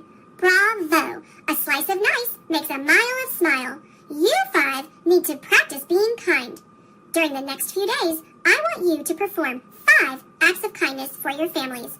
Then, in show and tell, you can share what you did with the rest of the class. David scowled. What if I don't feel like being kind? He asked. Mrs. Ruler smiled. Good deeds fill needs. Count on me, you'll see, she said. The next day, Anaya and Tawana couldn't wait for show and tell. When it was their turn, they ran to the front of the class. We did 10 acts of kindness last night, said Tawana. Before dinner, I made special placemats. I set the table, said Anaya. I drew hearts on the napkins to show Mom we love her, said Tawana. I grated the cheese for the macaroni, said Anaya. I helped make the salad, said Tawana. After dinner, we carried the dishes to the sink, said Anaya. And I loaded the dishwasher, said Tawana. While I took out the garbage, added Anaya. Then I sponged off the table, said Tawana. And I straightened up the chairs, finished Anaya. Mom told us how much she liked our homework. It puts her in such a good mood that we want to do more nice things for her. Bravo, said Mrs. Ruler. 10 kind acts will lead to more. Give me the chalk, and I'll keep score. Then she wrote the twins' deeds on the blackboard. When she was finished, she looked at David. What about you? She asked. Did you practice too? No, said David. I just couldn't get into it. Oh my, please try. Kindness is cooler, said Mrs. Ruler. After school, Raquelita invited Connor over for a playdate. She had a new dog and a big family, so there were lots of ways Raquelita and Connor could practice being kind. In show and tell the next day, they shared kindness with the class. We took Puddles for a walk, said Raquelita, and we threw him a ball. I filled his water dish, said Connor, and I gave him some puppy chow, said Raquelita. Puppy chow? Wow, said Mrs. Ruler. Then we built a block tower with my little brother, said Raquelita, and gave Abuelo and Abuelita their canes before they took a walk. We also helped Raquelita's dad carry in groceries from the car, said Connor. And I gave my baby sister her bottle, said Raquelita. I count 8, and 8 is great, said Mrs. Ruler. That's not all, said Connor.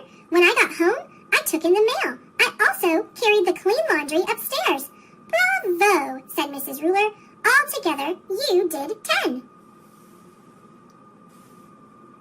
And how much do the twins' 10x and your 10 make? 20, shouted the class. That's right, said Mrs. Ruler. 20 is plenty. But how about you, David? What did you do?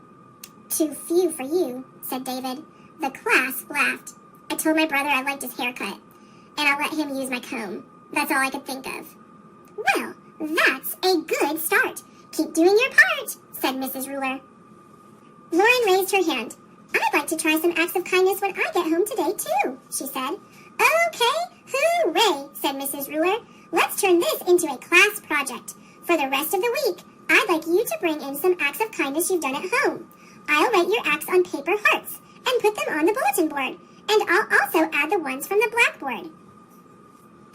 More acts of kindness. Put away clothes, vacuumed living room rug, shelved books, let my big brother use my computer, told Dad I liked his shirt, got Sister a Band-Aid when she skinned her knee. And more kindness. Cleaned my room, fed goldfish, emptied waste baskets, watered houseplants, put groceries away, drew pictures with my little sister, told my sister that she has nice teeth. The class really came through. We have so many, we'll need another wall, Mrs. Ruler exclaimed. Let's count. 1, 2, 3. The kids counted until they reached 35. Bravo, said their teacher. Now try skip counting by fives. 5, 10, 15, 20, 25, 30, 35, shouted the class. That's right. You're bright, said Mrs. Ruler. We should keep going with this project. Now let's try some acts of kindness at school. I'll add those to the wall, too. Don't forget, a slice of nice makes a mile of smile. As Mrs. Ruler kept cutting out more hearts, Connor and Pablo tried some school kindness, too. They invited David to sit with them at lunch. But when they finished their sandwiches, David took one of Connor's cookies. Hey, quit it, said Connor. He grabbed David's lunch and threw it over his head. Stop, cried Pablo. Don't you remember what Mrs. Ruler said? Good deeds fill needs. David, don't grab. And Connor, you still have 4 cookies. Why don't you share them with David and me? Oops, said Connor. You're right. For a moment, I forgot about being kind. And Connor gave some cookies to his friends. I agree. Here are 3. Yum, said David. I'm going to ask my babysitter to help me make cookies when I get home.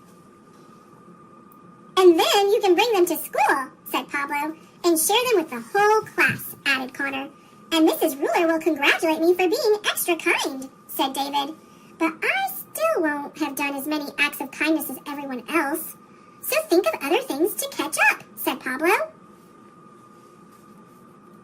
David didn't have to think for long. That afternoon, when Caitlin was cleaning the gerbil's cage, the gerbils got loose. One even jumped to the window ledge. Mrs. Ruler hopped on a chair. Eek! Squeak! She cried. Everyone ran for cover. Everyone but David. He chased the gerbils. He scooped them up one by one. Then he set them back where they belonged. Hooray for David! Yelled the class. Your act of kindness was the best, cried Mrs. Ruler. Now go on home and do the rest. She jumped off the chair and added the acts of kindness from that week to the wall. Mrs. Ruler and the class counted up all the hearts. By now, the class had done 70 acts of kindness. That's great, but wait, said Mrs. Ruler.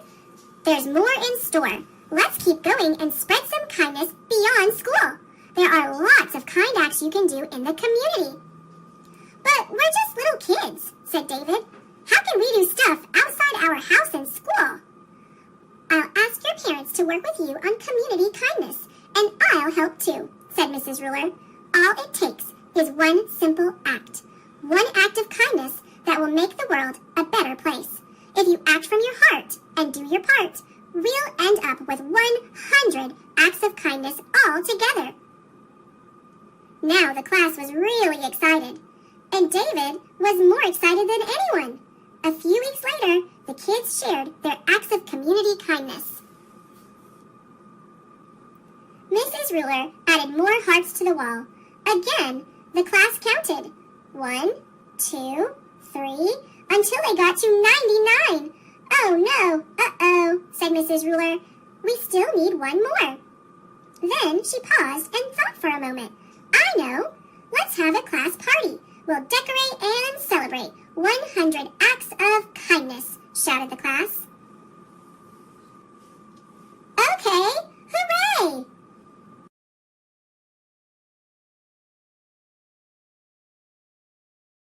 Thanks for watching. Click subscribe. Little Owl Snow by Divya Srinivasan. A chill cut through the forest. Little Owl fluffed his feathers. Something is happening, he thought. Green leaves turned orange, gold, and brown, and then began to fall. Geese flew off to warmer places, navigating by starlight and honking all the way. Dry fallen leaves rustled and crackled as animals scurried, preparing for the cold. Bear was eating all day and into the night. Winter's almost here, Little Owl said. Isn't it exciting? Winter's too cold, Bear shuddered. I'm staying in. Bear sleeps through all the fun, Raccoon whispered. You'll see. Bats disappeared into a cave. Caterpillars closed up their cocoons. Goodbye, Hedgehog called. See you in spring. And he wiggled into his warm winter home. Little Owl thought he saw a moth, but it was only a leaf in the wind. The forest felt so empty now. The friends were making fog when it happened. Snow! Soon the forest was blanketed in snow, its crystals glinting in the light. Tracks began to appear. Not everyone was hidden away. Little Owl hopped atop the frozen pond, watching fish swimming underneath. How strange and wonderful it all was. But one night, Little Owl started to miss Hedgehog. Mama, Little Owl asked, how much longer till spring? Snow is like a special secret not everyone can know, Mama said. Are you ready for it to melt away so soon? The forest was very quiet. Little Owl could hear the smallest sounds. Tap, tap. An icicle dripped onto a patch of slush. Mama told Little Owl he would see fireflies again. He would see Hedgehog too, soon enough. Right now, though, it was time to enjoy the snow.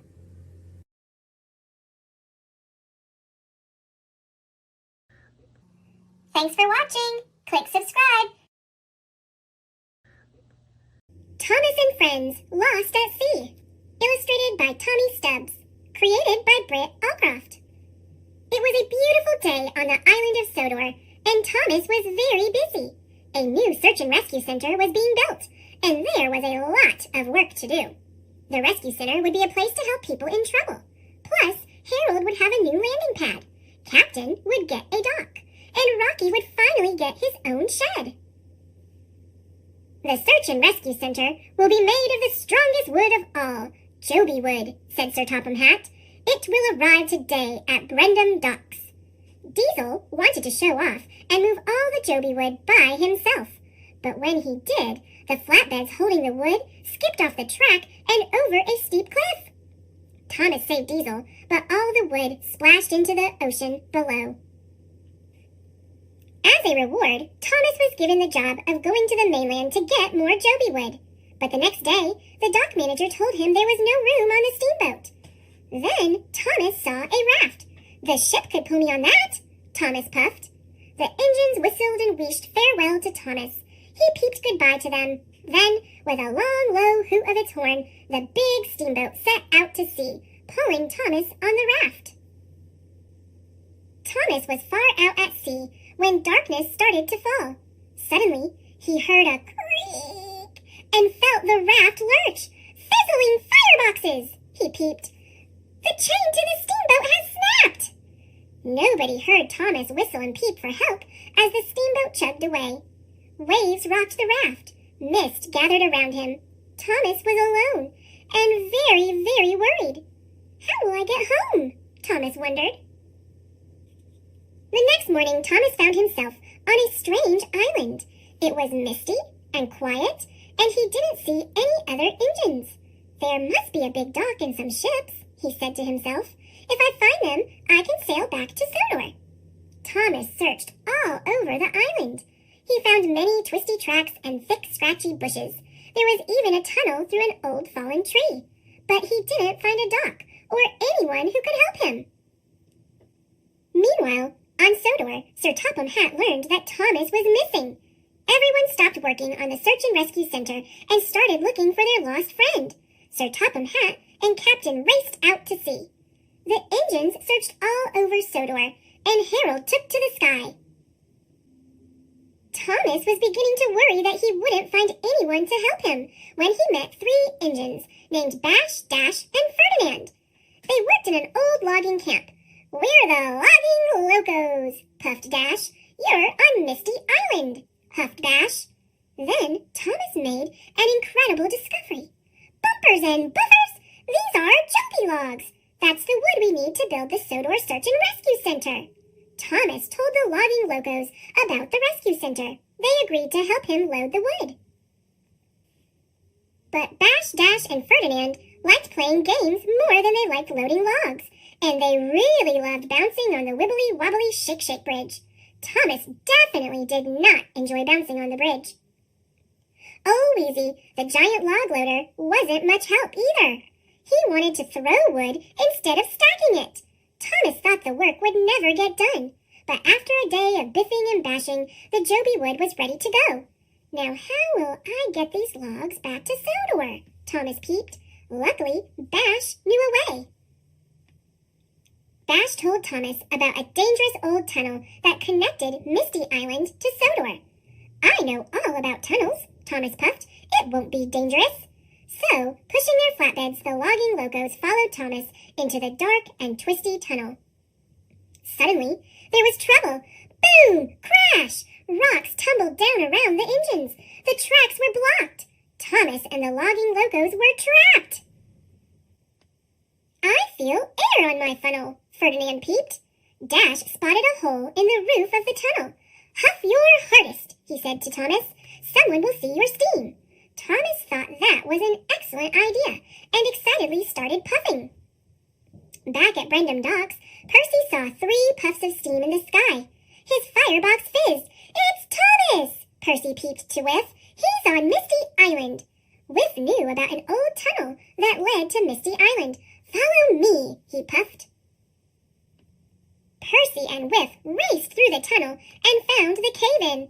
Watch out, Thomas! Whiff huffed. Percy and I are going to push through the rocks. With that, Percy and Whiff rocked and rolled and pumped their pistons. Then they crashed through the rocks. Thomas and the logging locos were saved. Sir Topham Hatt was very happy that Thomas and his new friends were safe, and with all that new Joby wood, the rescue center would be finished in no time. Today is a special day made possible by very special engines, Sir Topham Hatt announced at the opening of the Search and Rescue Center. All the engines peeped, and Thomas's pistons pumped with pride.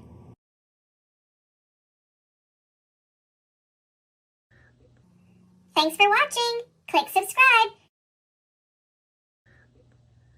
Thomas and Friends, Misty Island Rescue. Illustrated by Tommy Stubbs. Based on the Railway series by the Reverend W. Awdry. Created by Britt Allcroft. It was an exciting day on the island of Sodor. Construction was nearly complete on the new Search and Rescue Center, which would help people in trouble. There would be a new helipad for Harold and Rocky was getting his own shed, so there was much work to do. It will be made of the strongest wood of all, Joby wood, Sir Topham Hatt told Thomas and the other engines. The wood will arrive today at Brendam Docks. The most useful engine at the end of the day will get to pull the Joby logs to the Search and Rescue Center. Thomas went quickly to work. Diesel wanted to show off, so with a biff and a bash, he shunted all the Joby wood away from the docks. Stop! Thomas puffed, his boiler bubbling. Diesel only went faster and faster. Unfortunately, the heavy flatbeds holding the wood jumped off the track and pulled Diesel toward the edge of a steep cliff. Thomas wasted no time pulling Diesel back to safety, but all the rich red wood tumbled into the sea. Sir Topham Hatt was very pleased with Thomas. You made the right decision to pull Diesel back. You didn't wait to be asked or to be told. As a reward, Thomas would visit the mainland and bring back more Joby wood. The next day, while Thomas waited to be loaded onto a ship, Salty told him and Percy about Misty Island. It's a mysterious place, Salty huffed. Once, an engine was lost there. No one could find him because of the mist. If I were lost on Misty Island, Thomas peeped, I'd puff 3 times. I'd come save you, Percy promised. The dock manager informed Thomas that there was no room for him on the ship. Thomas would have to wait for the next boat. But then Thomas spotted a raft. The ship can pull me on that, Thomas puffed. Percy was worried that the raft wasn't safe. Don't worry, Sir Topham Hatt said I make the right decisions, assured Thomas. And with that, the ship set out for the mainland, pulling Thomas on a raft. When Thomas was far out at sea and darkness started to fall, he heard a creak and a crash. The chain to the steamship had snapped. Thomas whistled and wheeshed as the big boat steamed away, but no one could hear him. The rocking waves carried Thomas into the misty night. The next morning, Thomas found himself on an unfamiliar island. It was quiet and very misty. As Thomas explored, he heard strange sounds. Rusty wheels rattled on old rails, and wild whistles echoed all around him. Thomas called out, but no one answered. Then, as Thomas rounded a bend, he made an amazing discovery. Thomas had come fender to fender with 3 of the strangest engines he'd ever seen. Cinders and ashes, peeped Thomas. Who are you? The strange engines' names were Bash, Dash, and Ferdinand. They told Thomas that he was on Misty Island. We're the Logging Locos, said Dash. We've been watching you since you first rolled onto the island. We played rattling wheels and whistling whistles with you, Bash said. You didn't play with us. You can now if you want. Thomas didn't want to play with Bash, Dash, and Ferdinand. Their games were strange. No, thank you. I have to get back to the island of Sodor. And with that, Thomas wheeshed backwards down the track. Later, as the mist grew thicker and darkness fell, Thomas wasn't feeling so brave. He had chuffed and huffed all day, but he hadn't found a way off Misty Island. Thomas knew he would have to ask the Logging Locos for help. The next morning on Sodor, Sir Topham Hatt learned that Thomas was missing. Everyone wanted to help find Thomas. The engine searched all over Sodor. Harold took to the air. Sir Topham Hatt and Captain chugged out to sea. Thomas spent the day looking for the Logging Locos. Tracks crissed and crossed, they climbed into foggy mountains and dove into tangled forests. Then, overlooking a deep valley, Thomas discovered an old logging camp. Footplates and fenders! Thomas exclaimed. I've found the Logging Locos! Bash, Dash, and Ferdinand were loading wood in the old logging camp. Thomas asked them for help, but they were busy. We said hello to you yesterday, Dash said, but you didn't want to be friends with us. I'm sorry, Thomas peeped. I was silly to think I could find a way off Misty Island by myself. Then Thomas realized something amazing. Bumpers and buffers! These logs are Joby logs! That's the wood we need to build the Search and Rescue Center. The Logging Locos clanked closer together to listen as Thomas told them about the rescue center. They agreed to help him collect logs. Thomas showed the locos how quickly he could shunt flatbeds holding logs. One biff, one bash, and there's never a crash. We can't work this hard, said Dash. We'll run out of oil, said Bash. That's right, added Ferdinand. The logging locos weren't diesels, but they used wood and oil for fuel. I'm sure you have enough oil, Thomas reassured them. Sir Topham Hatt says I make good decisions. The engines busily hauled logs and shunted flatbeds, but when they came to a rickety old bridge, Thomas stopped. The logging locos liked bouncing on the wibbly-wobbly shake-shake bridge. Yippee! They cheered as they chugged across the quaking tracks. Thomas didn't like the bridge, but he knew he had to cross it to collect the Joby wood. So, wobbly wheel by wobbly wheel, he crept slowly across. Everything shook, but nothing broke, and Thomas was proud of himself for being so bold and brave. Thomas needed to load the heavy logs onto flatbeds, but old Wheezy, the camp's giant log loader, wasn't much help. He liked throwing logs instead of loading them. He jiggled and joggled and spun. Logs flew here and there. They splashed in a pond and crashed into trees. One even bashed Thomas on the boiler. The locals cackled with laughter. Thomas needed a better way to load the Joby wood. Luckily, he spotted an old machine. That's Hee-Haw, said Dash. He's the old log-loading machine. He needs too much oil, Bash added. That's why we don't use him. Thomas wasn't worried. They poured the last of the oil into Hee-Haw. As the old machine creaked and sputtered into action, Thomas was very pleased. Soon, Thomas had 3 flatbeds full of Joby logs, but he had no idea how to get them back to Sodor. We could use the tunnel, Dash suggested. Thomas was amazed. You didn't tell me there was a tunnel to Sodor, he peeped. That's because it's closed, Dash said. Because it's dangerous, Bash added. Thomas was too excited to listen. I know all about tunnels. It won't be dangerous. The engines wheezed and wheeshed to the old tunnel. Dash stopped at the entrance. We locos don't have enough oil to puff to Sodor, he said.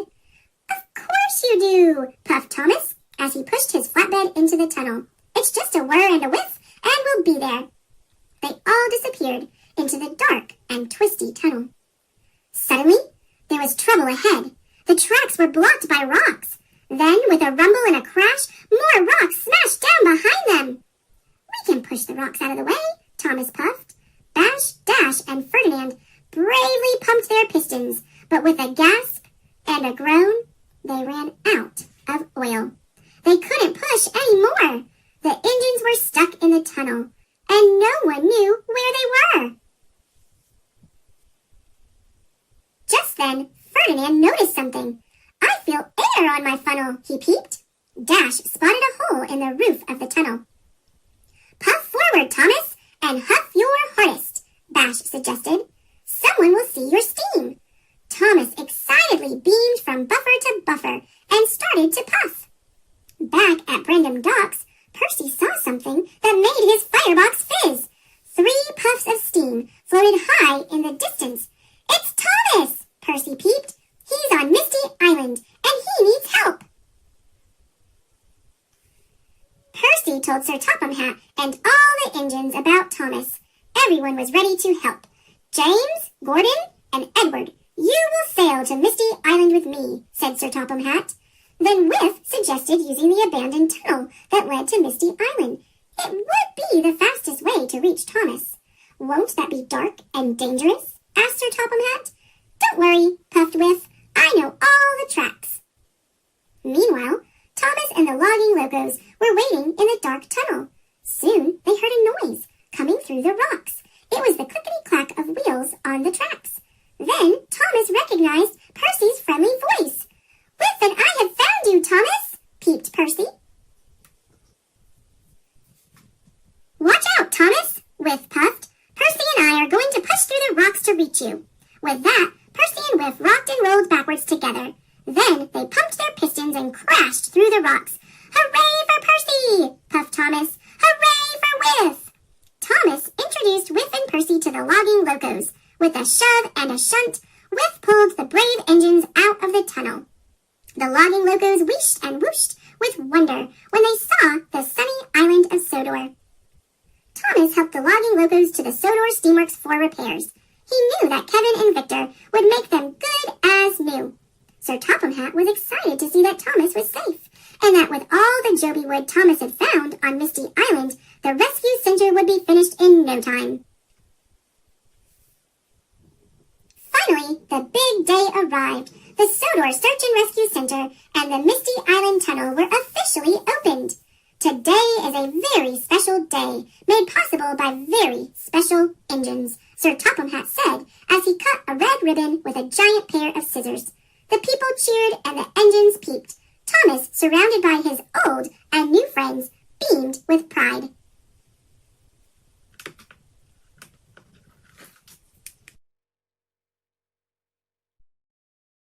Thanks for watching. Click subscribe.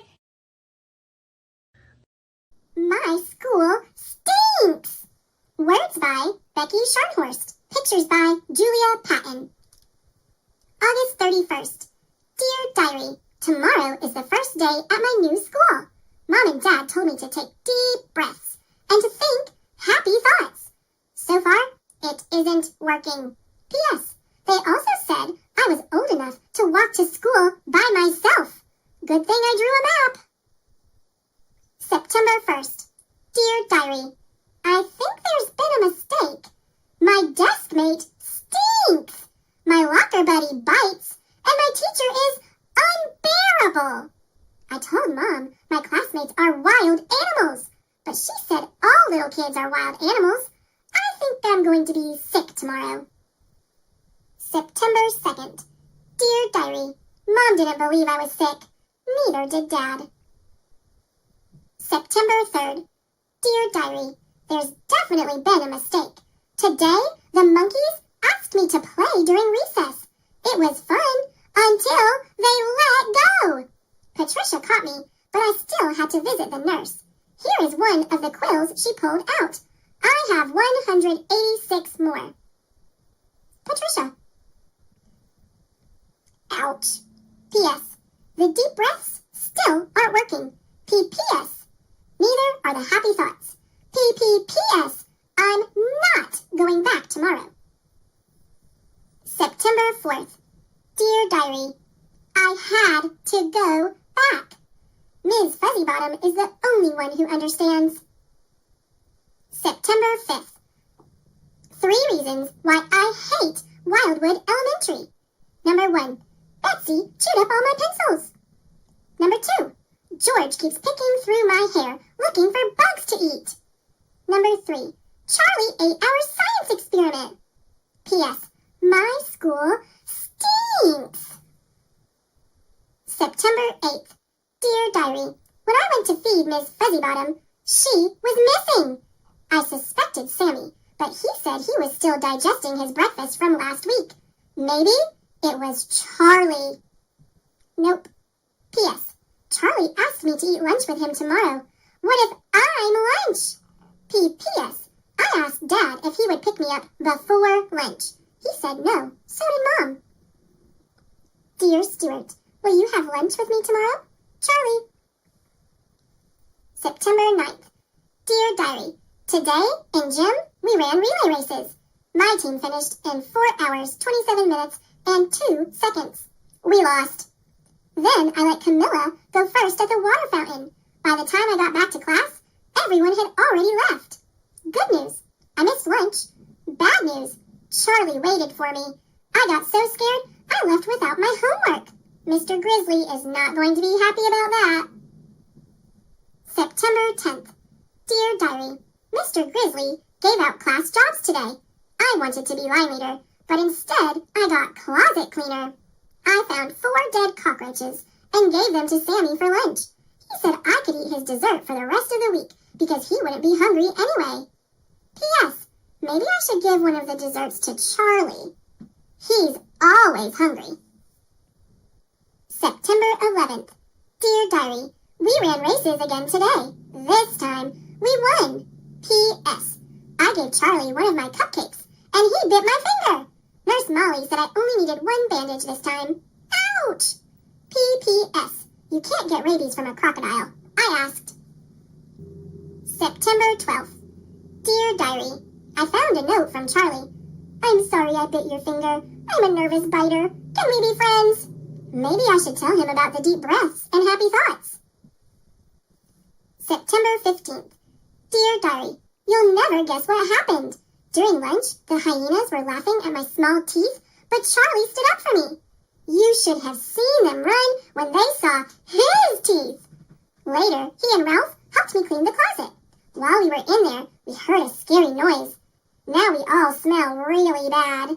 P.S. Mom doesn't understand how a skunk got in the storage closet. I guess she'll find out at open house. Oops, sorry. September 16th. Dear Diary, turns out that scary scratching noise was just Ms. Fuzzybottom. We threw her a welcome home party and gave her extra treats, but it seemed like she wanted to go back to the closet.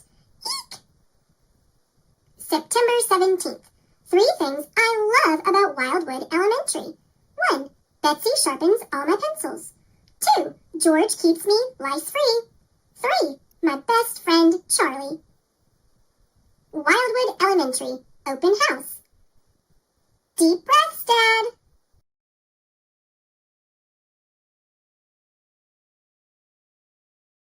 Thanks for watching. Click subscribe.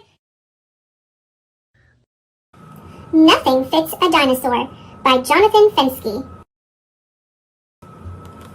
No more playtime, says my mama. Take a bath, put on pajamas, and please, tonight, no dino drama. The bath is fun. I romp and stomp inside my tiny bathroom swamp. But finding jammies is a chore when nothing fits a dinosaur. These claws would tear a shirt in two. This cozy quilt will have to do. And pants cannot contain these thighs. 2 sleeping bags are more my size. What kind of socks will warm these toes? Some pillowcases, I suppose. Why stop there? My feet could use a decent pair of stomping shoes. But these will barely fit a mouse. So let these buckets shake the house. And now my noggin needs a hat. A lampshade will take care of that. Did I forget my underwear? I have a tail. I hang it there. Now I am such a silly sight. A dressed-up dino is not right. These clothes shall feel my dino might. Roar! I shed them with a mega roar. I kick them all across the floor. No shirt, no pants, no socks, no shoes. No hat, no underwear. I choose to dress in nothing. Look at me! Nothing fits me perfectly. Watch me romp and stomp and roar, a naked, happy dinosaur. I run wild and I run free, as bare as dinosaurs should be. Till Mamasaurus roars at me, no more playtime, that is it! I better find some clothes that fit. Thanks for watching. Click subscribe. 1 vote, 2 votes, I vote, you vote, by Bonnie Worth. Illustrated by Aristides Ruiz and Joe Matthew. Voting is something we do every day. It's a way we can choose that gives us our own say. We vote for class president and which snack to get, where to go on class trip, what to pick as class pet. Voting gives each of us our very own voice. It allows a large group to make one single choice. How do you vote? With a proudly raised hand, marks on paper, thumbs up or thumbs down. Understand? Can you choose not to vote? Yes, but that's a sure way to lose your own voice and to not have a say. The item or person that most of us select will wind up the winner, the one we elect. The biggest of all of America's voting events chooses our president and vice president. Are presidents important? Oh yes, they are. Very. They head up the government and the military. Vice presidents take over on the unhappy day when presidents get sick or else pass away. Every 4 years, we elect them, you see, because we live in a democracy. A government for the people and run by them too, which means that this country is governed by you.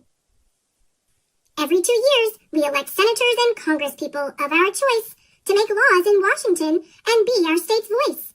We also elect sheriffs and mayors and such. Do local elections count? You bet, just as much. When our founders drew up the Constitution, it's true, they said folks should vote, but they did not say who.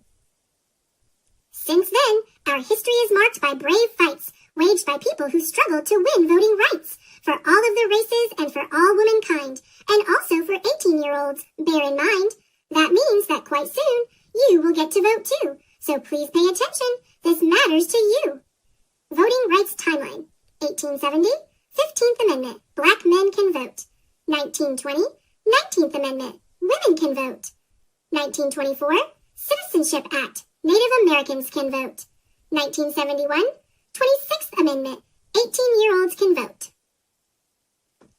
Only citizens can vote and, as you've just been told, people who are at least 18 years old. You must sign up in person or on the internet with name, address, and birth date, and one more thing yet. You can write down your party if you do not mind. Cakes and ice cream, you're thinking, is the party that kind? This kind of party, I'm here to report, is the kind that we know as the political sort. It's made up of large groups of citizens who share beliefs and ideas and opinions too. Democrats and Republicans are the biggest too, plus small parties to pick from, more than just a few. In primary elections, run before November, votes will be cast by each party member for the candidate who they hope and they pray will be on the ballot come election day. Candidates set out on the campaign trail to convince voters that they will not fail. A vote for me, the candidates say, will make your dreams come true someday. With speeches and ads and town hall meetings, with handshakes and waves and cheery greetings, they work to win the voters' trust. To win nomination, this is a must. I may be wrong, but it does seem to me that voting is one big responsibility. As a voter, you must follow news carefully. You should read, watch, and listen, and then try to see what the candidates, if elected, plan to do. What are their beliefs? Do they ring true for you? Debates are held for the people to see. The candidates talk on live TV. Moderators on hand have questions to ask. To give their best answer is the candidate's task. A debate is an argument that's meant to sway. It is run by rules in a most formal way.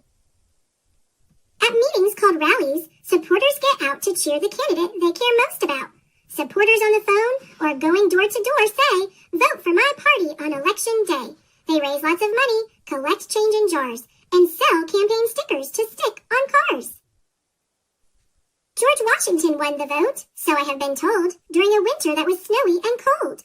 In 1845, Congress passed a vote to say there would be an earlier election day, November.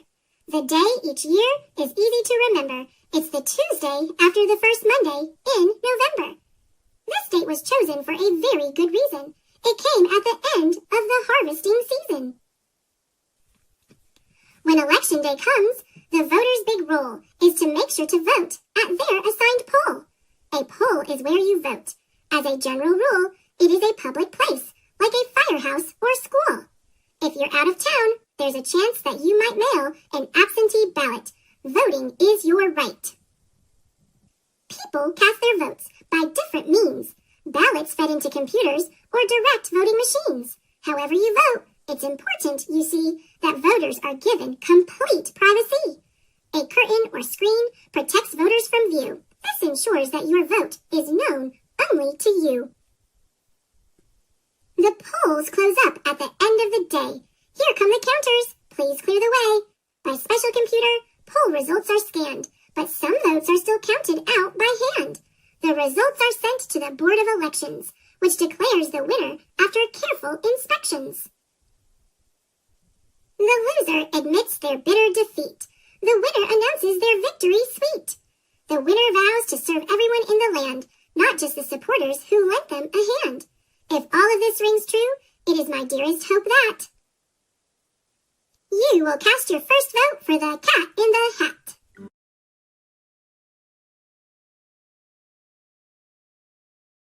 Thanks for watching. Click subscribe. Out Cold by Ryan T. Higgins. A Little Bruce book. It is wintertime in Soggy Hollow, and there are lots of fun things to do outside. But Bruce is not outside. He is inside, with a cold. The mice are inside too.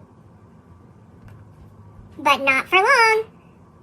It was so nice of Bruce to send us outside to play in the snow, says Nibs. The mice do all their favorite wintry things. Bruce would love making a snow family. Bruce would love skating. Bruce would love ski jumping. They miss Bruce. But the mice have an idea. They will bring the wintry fun inside to Bruce. Bruce, come look at what we made for you, says Nibs. Ta-da! Our snow family! Where did they go? Says Thistle. They were all right here. I think you are standing on Snow Bruce's eyebrow, says Rupert. Right this way, says Rupert. Let's enjoy the graceful art of ice skating. As you can see, we flooded the bathroom and left all the windows open so the floor can freeze into a skating rink. Wait! Come back! You need your skates! That's right, Bruce! Keep coming this way to try the ski jump! Crash! All that fun sure tuckered you out, Bruce. What Bruce really needs, says Nibs, is a cozy blanket and a hot drink. Feeling better, Bruce? Inside or outside, winter is a time for togetherness and sharing. Achoo! I'd rather be hibernating. The end.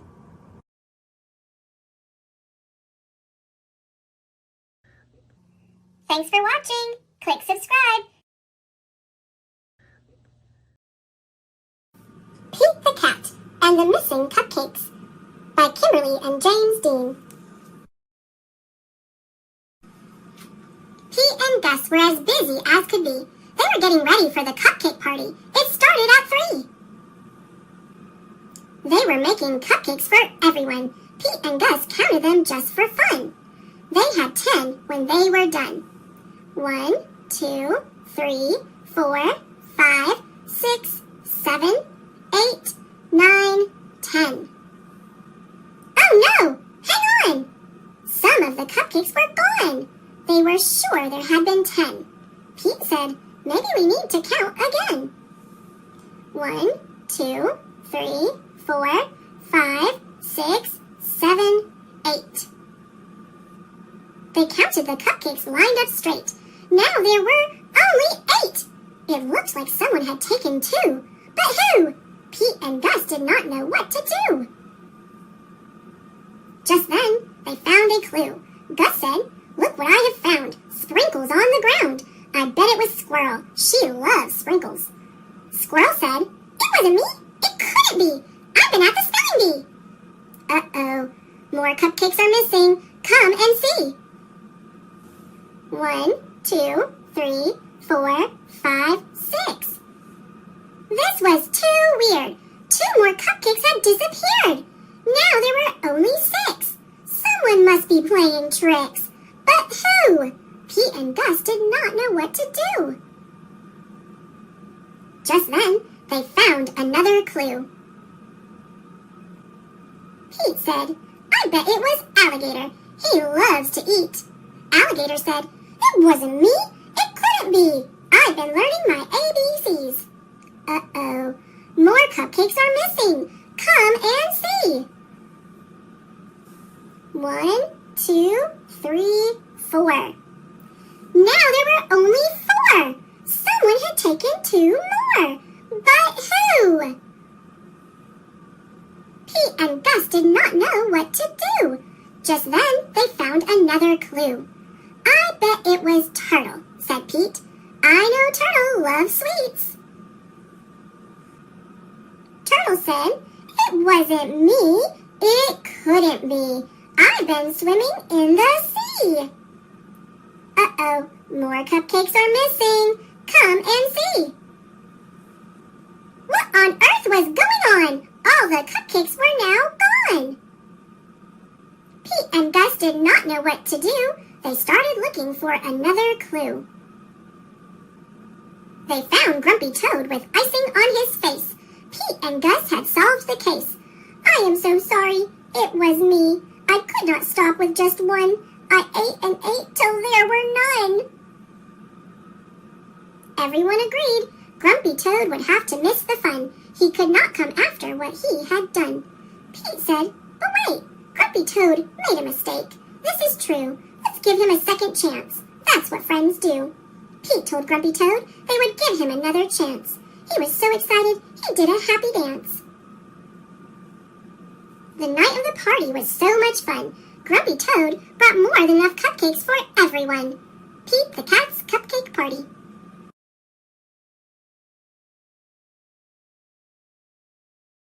Thanks for watching. Click subscribe. Pete the Cat, Crayons Rock by Kimberly and James Dean. Pete loves his big box of groovy crayons. He loves to draw things like cars, trucks, flowers, and trees. And most of all, the big blue sea. From rockin' red to cool cat blue, with a box of crayons, there's nothing Pete can't do. One day, Pete decided to draw something new. His friends! Using lots of colors is so much fun. Pete wanted to use every one. He scribbled and drew a great big smile. His drawings were groovy and rockin' with style. Crayons rock! Pete was proud of the pictures he drew. He hoped his friends would dig them too. Pete showed Grumpy Toad first. Grumpy Toad said, "This doesn't look right. Those colors are way too bright." Pete thought, "Hey, no sweat. That's all right.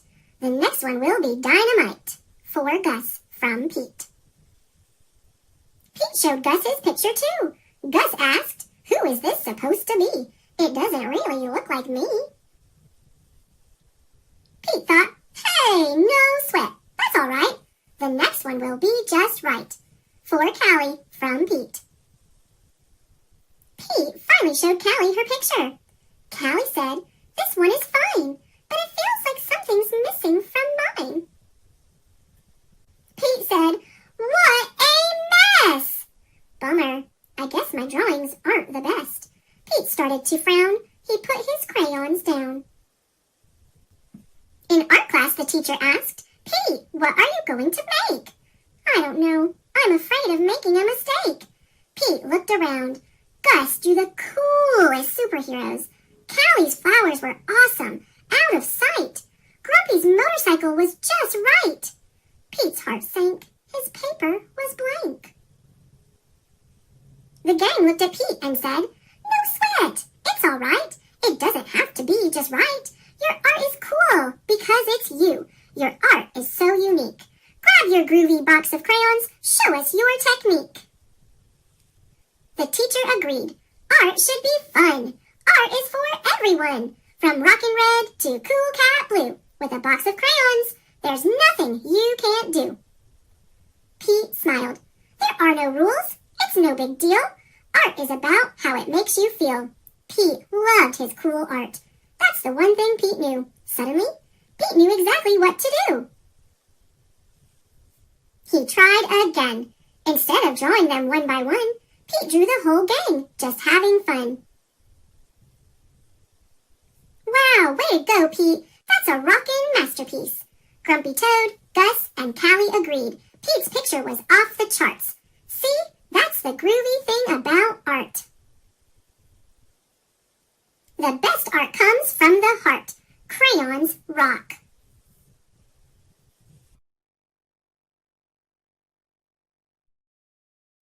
Thanks for watching. Click subscribe.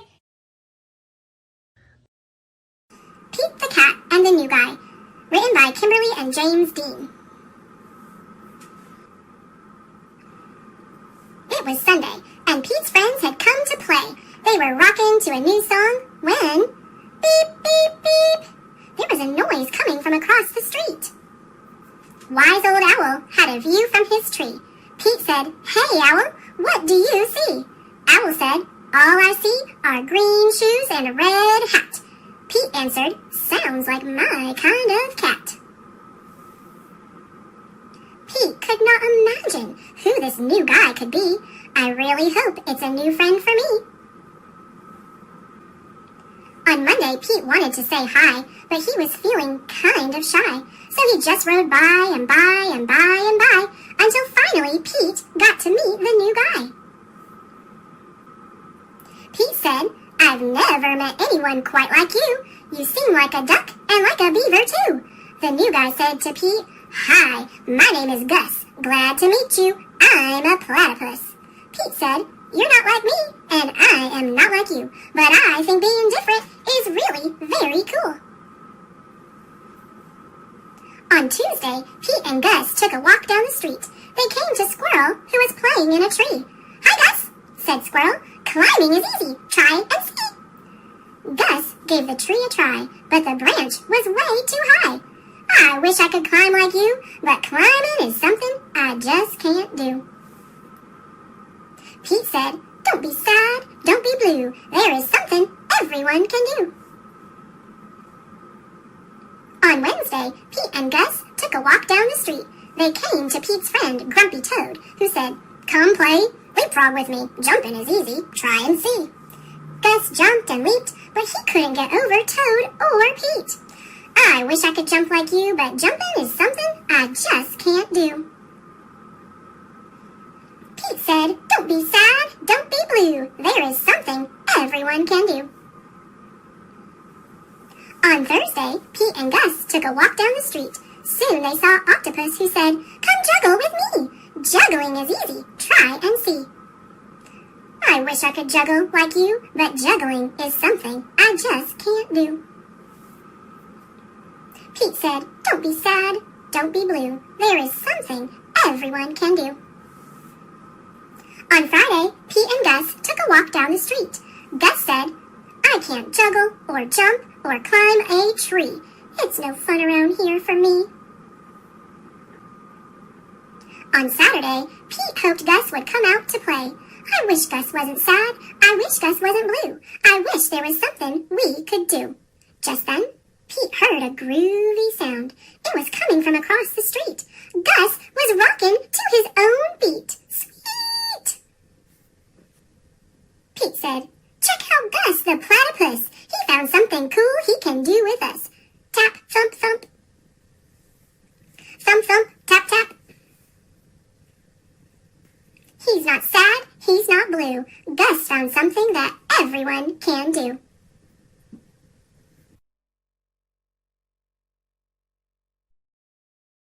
Thanks for watching. Click subscribe.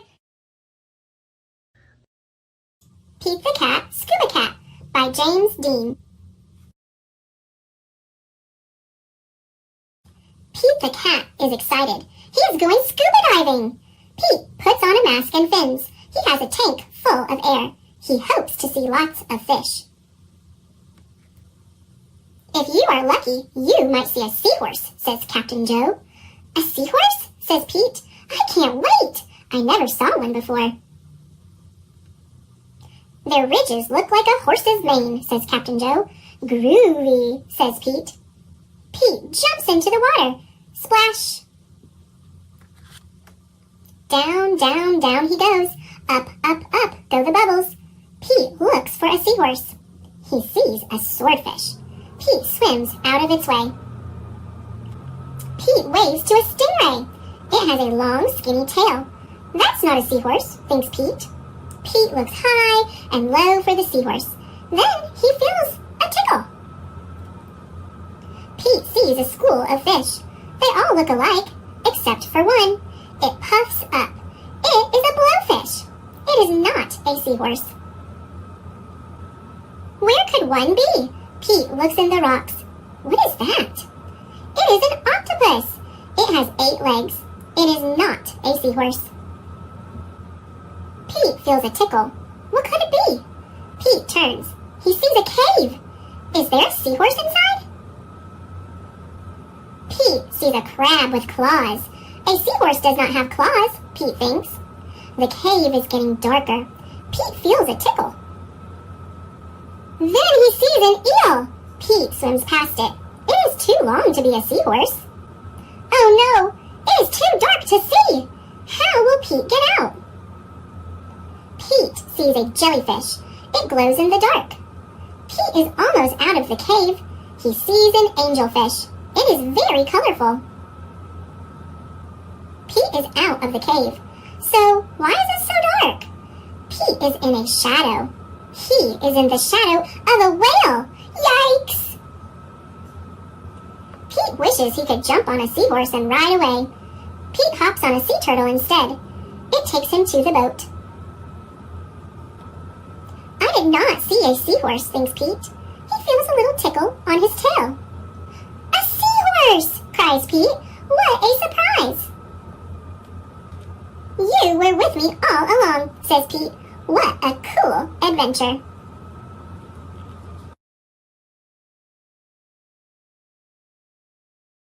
Thanks for watching. Click subscribe. Pete the Cat Rocking in My School Shoes. Art by James Dean, creator of Pete the Cat. Story by Eric Litwin. Here comes Pete, strolling down the street, rocking red shoes on his 4 furry feet. Pete is going to school, and he sings this song. I'm rocking in my school shoes. I'm rocking in my school shoes. I'm rocking in my school shoes.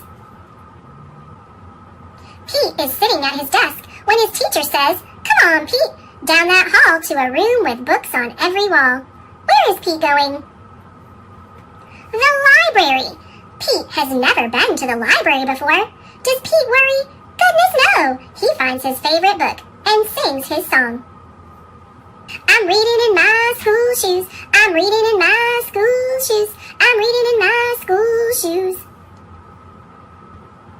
Check out Pete. He's ready to eat in a big noisy room with tables and seats. Where is Pete?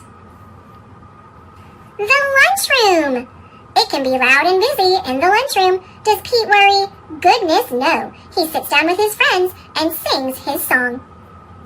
I'm eating in my school shoes. I'm eating in my school shoes. I'm eating in my school shoes. Pete and his friends are playing outside on a green, grassy field with swings and tall slides. Where is Pete? The playground. Kids are running in every direction. Does Pete worry? Goodness no. He slides and he swings and he sings his song. I'm playing in my school shoes. I'm playing in my school shoes. I'm playing in my school shoes. All day long, Pete sings his song. I'm singing in my school shoes. I'm painting in my school shoes. I'm adding in my school shoes. I'm writing in my school shoes. When school is done, Pete rides the bus home. Pete's mom asks him, What did you do at school today? And Pete says, I was rocking in my school shoes. I was rocking in my school shoes. I was rocking in my school shoes. And I will do it again tomorrow. Because it's all good.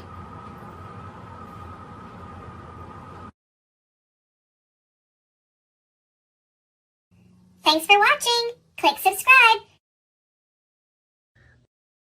Pete the Cat, Cave Cat Pete by James Dean. Cave Cat Pete wakes up early. The sun is shining, the birds are singing. Today is going to be a great day, Pete thinks. But then, Pete's bed starts to shake. His friend Vinny the Velociraptor is coming to visit. It's a perfect day for a picnic, says Vinny. What a great idea, says Pete. Who should we invite? Everyone, Vinny yells. Right on, says Pete. Pete loves picnics. He heads out to invite all his friends. First, Pete finds his good friend Ethel, the Apatosaurus. To get her attention, Pete climbs all the way up to the top of the tallest tree. Would you like to come to a picnic? Pete asks. I'd love to, says Ethel. What can I bring? How about a really big salad? Pete suggests. What a great idea, says Ethel. I'm on it.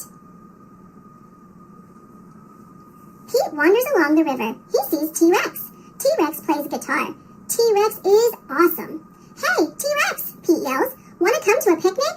Sweet, says T-Rex. Can I bring my guitar? Definitely, says Pete. We can jam. Count me in, says T-Rex. Okay, if I bring Al the Allosaurus, he's a whiz on the drums. The more the merrier, says Pete. Pete sees his friend Terry the pterosaur in the sky. Hi, Pete, she calls. Pete invites Terry to the picnic too. Would you mind giving me a lift? Pete asks. Sure, says Terry. Climb aboard. Pete sees the spiked tail of his main man Skip, the Stegosaurus. How are you feeling today, Skip? Pete asks. Skip has been sick with the sniffles. Better, says Skip. Thanks for asking. You up for a picnic?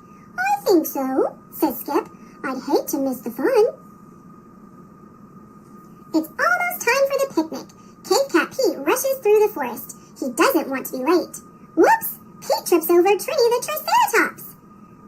We're playing hide and seek, she says, before Pete can ask what she was doing. I think I hit a little too well. How long have you been there? Asks Pete. What's today? Asks Trini. Well, all the dinosaurs are going to be at the picnic grounds. Want to come? Pete asks. What a great idea! Maybe somebody there will play hide and seek with me. It's time for the picnic. Vinny and Ethel are setting up the picnic tables. T-Rex and Al are warming up to play some tunes. Terry and Trini are playing hide and seek. Even Skip seems to be enjoying himself. It doesn't get any better than this, Pete says. T-Rex comes over then. Hey, Pete, he asks. Is there anything else to eat? I'm a carnivore. I don't eat salad. Trini comes over. Terry is cheating at hide and seek. She's flying all around and peeking. Skip comes over. I don't feel so good, he says, and he sneezes. The dinosaurs all start to argue. The picnic will be ruined if Pete doesn't do something. He leans over to Al and says, Can you give me a beat? Pete takes out his guitar and he starts to sing. Before long, everyone is having a great time. You know, T-Rex tells Ethel, I've never actually tried salad before. Try it, says Pete. I bet you'll like it. T-Rex tastes the salad. Crunch, crunch, crunch. Yum, says T-Rex. This salad is delicious. Everyone grabs a plate and digs in. Everyone decides to play hide and seek. Pete is happy that everyone is getting along. He feels lucky to have such great friends. This was the best picnic ever. Everyone agrees.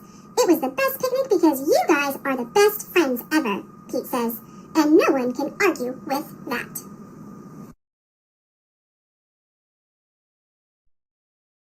Thanks for watching. Click subscribe. Pip and Squeak by Ian Schoner. Squeak pinched Pip, and Pip squeaked. We're late, said Squeak. Don't forget the gift for Gus. Snow, said Squeak. Get a sled. Step on it, Pip. Lickety-split. But then Squeak squinted at Pip. You forgot the cheese, she said. Now what will we give this? Something better? Pip whispered, and he slunk off to find it. This is great for Gus, said Pip. Not as great as cheese, scoffed Squeak. Gus will love this, said Pip. Is it full of cheese? Squeak snorted. Just then, Pip saw something. It was orange. It was big. It's cheese! Pip! Squeak, squeak. Squeak scrambled down and pulled Pip up. It's not cheese after all, sniffed Pip. We can still give it to Gus, said Squeak. He probably won't like it, said Pip. But Gus thought it was perfect.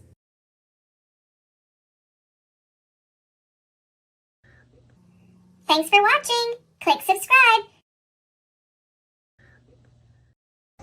Thomas and Friends, Blue Mountain Mystery, the movie, Risky Rails. Illustrated by Tommy Stubbs. Blue Mountain Quarry was a very busy place. Owen moved equipment up and down the steep walls. Rusty shunted trucks of slate. The quarry engines were smaller and lighter than the other engines and ran on special tracks. Paxton, a visiting Diesel, was impressed by the hard-working, narrow-gauge engines.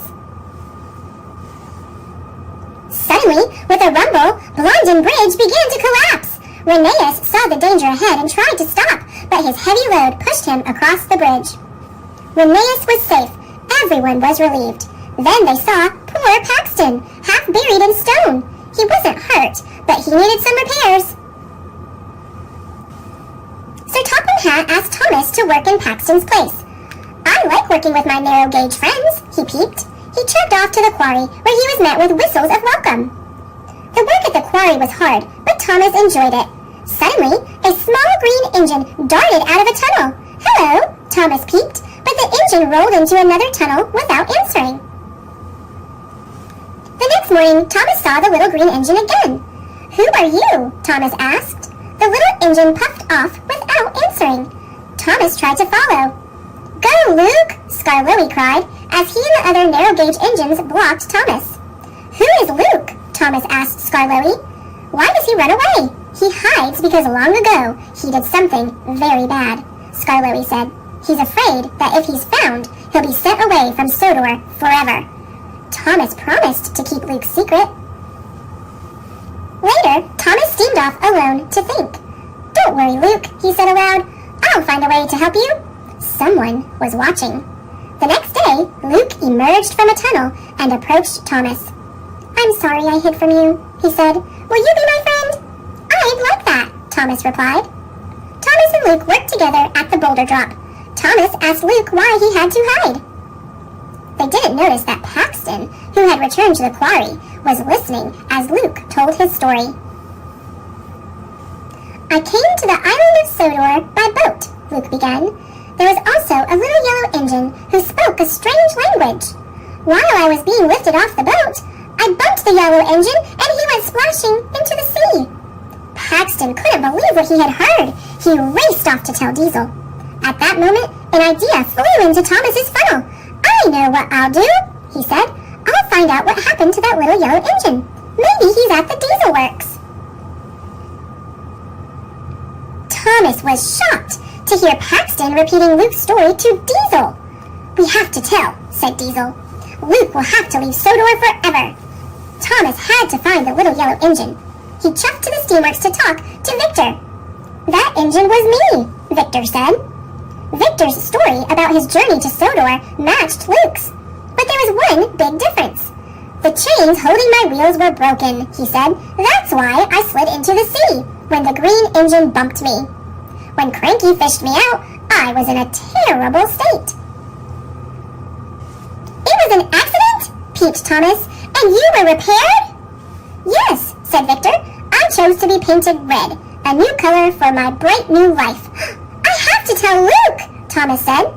"Is Luke the little green engine?" asked Victor. "Yes," said Thomas, "and he needs your help." Later, Diesel and Paxton found Luke at the quarry. Luke rolled up the narrow gauge tracks where Thomas and the other engines couldn't follow. "You can't hide now," shouted Diesel, "so Topham Hatt is coming to kick you off Sodor. Even Thomas can't save you." "Yes, I can," Thomas peeped as he sped into the quarry. Rocky and Owen helped Thomas climb all the way up the quarry's walls. But Thomas's wheels were too big for the narrow gauge tracks at the top. They jumped off the rails and Thomas rolled toward the edge of the cliff. "Help!" Thomas peeped. Just then, Luke came around the bend. "Watch out, Thomas!" cried Diesel. "He's going to push you off, just like he did that yellow engine." "Don't worry," said Luke. "I'll pull you back to Owen." And slowly but surely, he pulled Thomas back toward the platform. Luke felt strong. Luke got Thomas safely to Owen's platform, but the two engines weighed too much for Owen. The platform began to drop straight down. "Cinders and ashes!" peeped Thomas. Gears whined, sparks flew, but Owen brought Thomas and Luke safely down.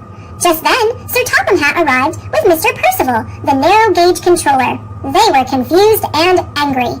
Then Victor steamed into the quarry. "Luke, you didn't push me," he said. "It was an accident." Sir Topham Hatt was upset with Diesel. "You didn't find out what really happened," he said, "and the real story is what matters." "Well done, Thomas," said Sir Topham Hatt. "Today is a happy day for Mr. Percival and his engines." "Thomas has made it a happy day, sir," Luke said. "He's my hero and my friend." Thomas and all his friends, new and old, whistled happily.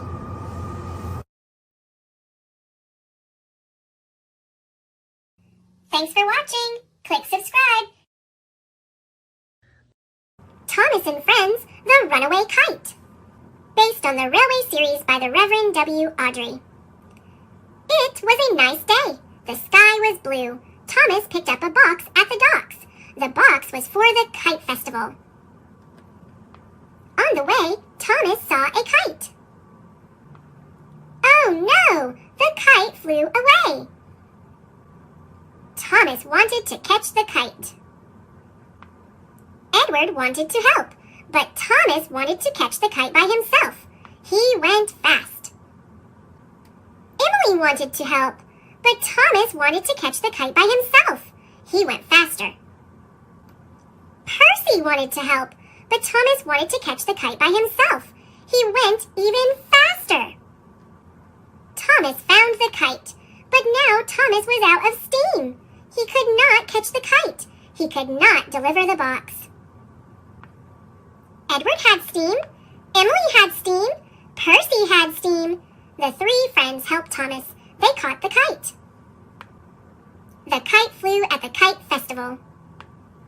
Thomas was happy to have good friends.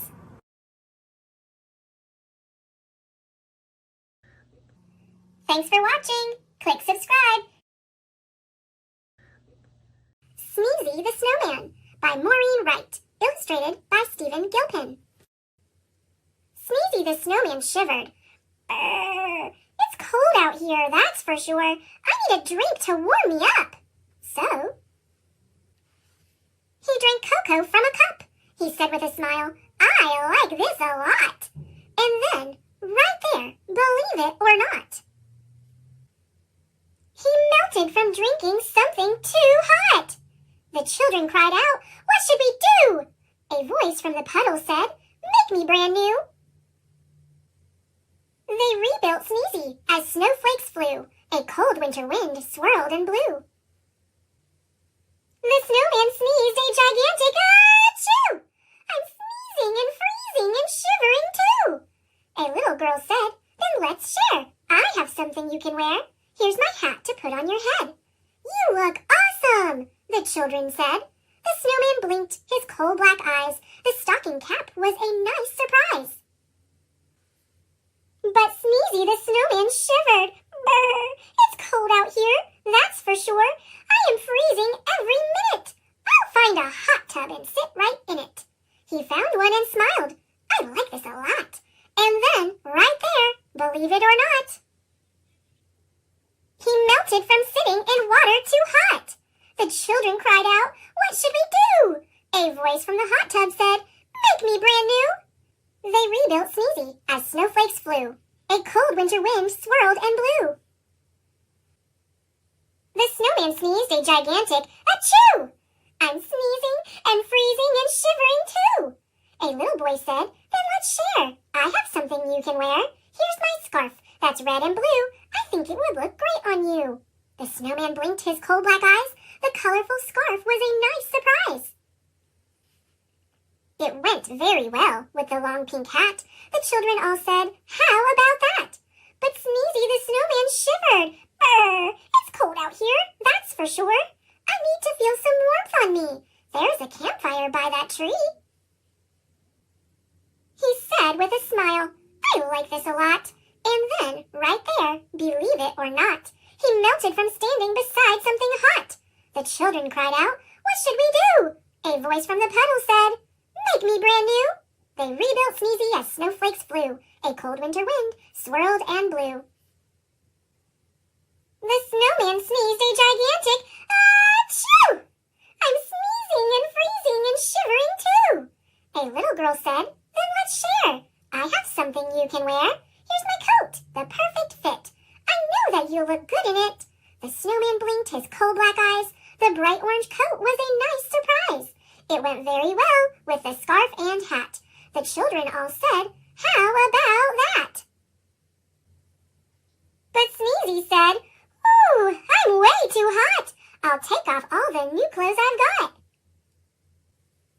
The children yelled, "No, that's not the way. Listen to what we have to say. Buy something cold at the ice cream store. Have 2 scoops or 3 or 4. Sneezy ate ice cream 7 scoops high. "This is great," the snowman cried. "I'm not too cold and I'm not too hot, and I'm wearing clothes I like a lot." Then after eating every bite, he said, "At last I feel just right."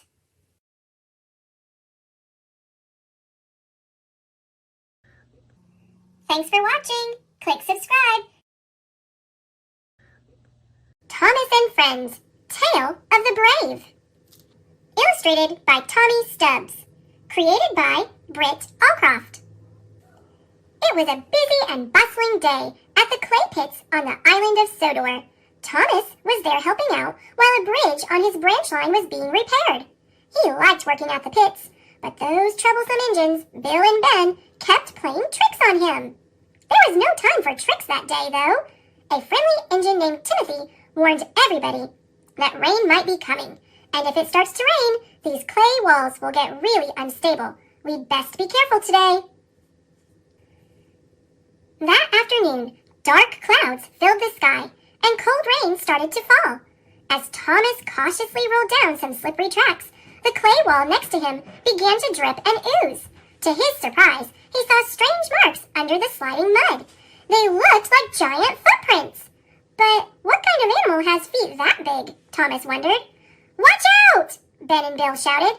Before Thomas could get a good look at the footprints, the troublesome engines pushed him safely out of the way of a giant, gooey landslide.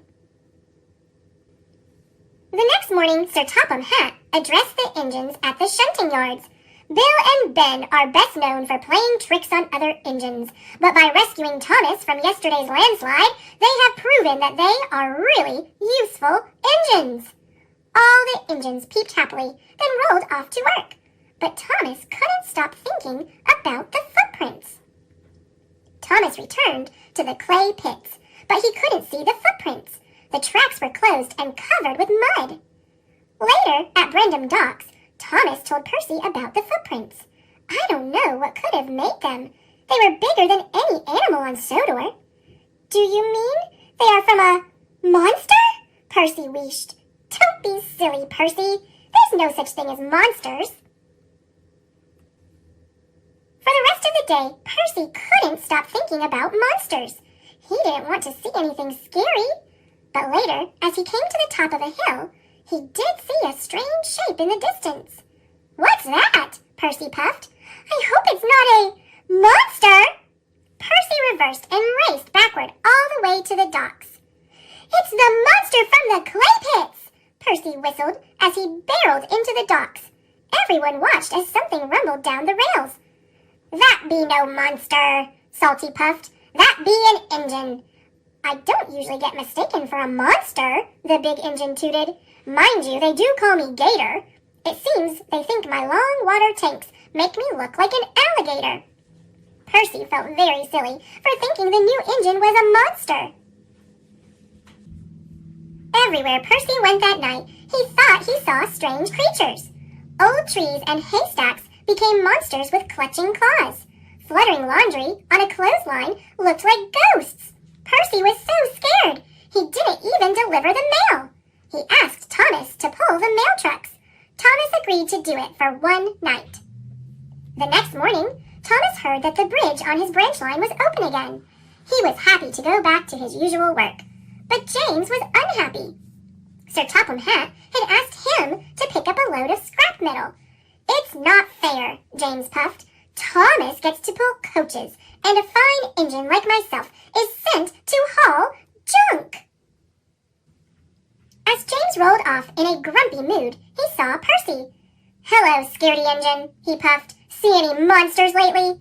"You can tease me if you want," Percy peeped, but Thomas saw giant footprints at the pits. There might be monsters on Sodor. Puff and nonsense, James remarked as he rolled to the scrapyard.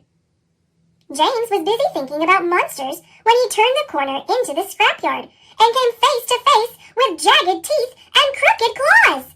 No! James peeped. Help! Hello, mate. Reg, the scrap crane, puffed. Looks like that scrap gave you a fright. James realized it was only a pile of old gears and broken metal in front of him. I'm not afraid of some broken old machines, he puffed. Down at the docks, Percy was pleasantly surprised to find Gator waiting in a siding.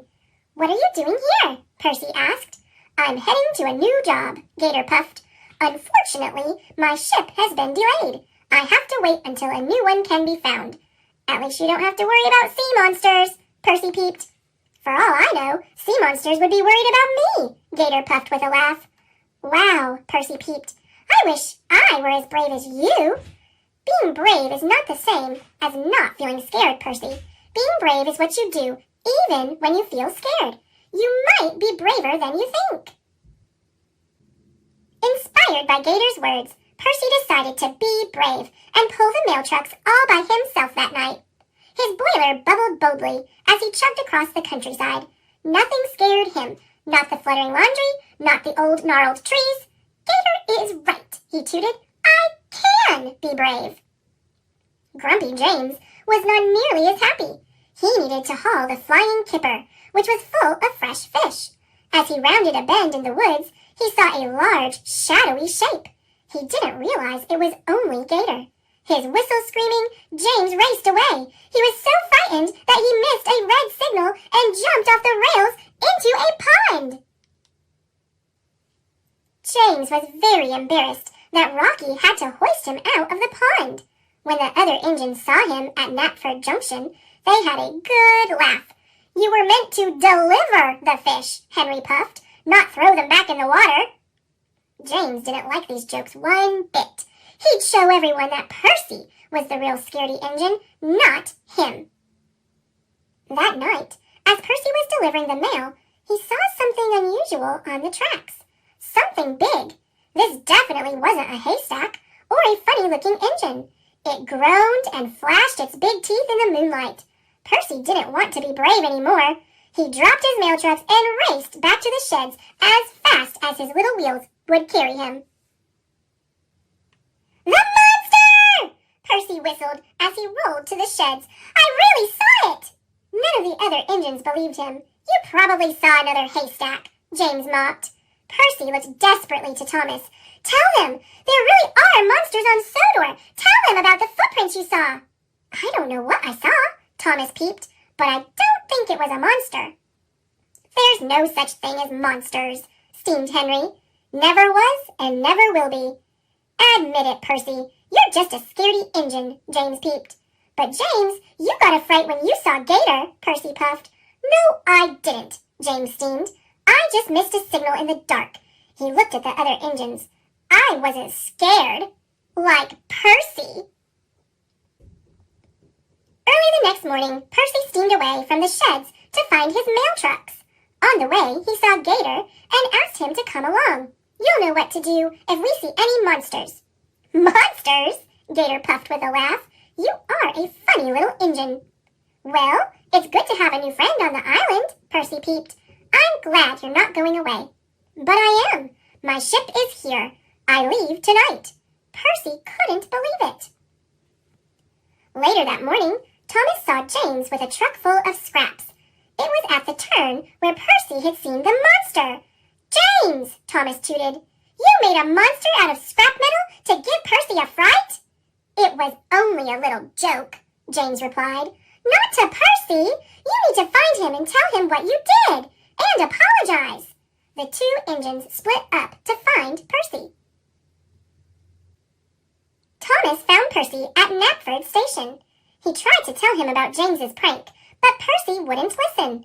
I thought you were my friend, Percy peeped. When you told me about the footprints, I believed you. And when I told you about the monster, you should have believed me. Maybe I should go far away like Gator. Percy puffed off in a huff.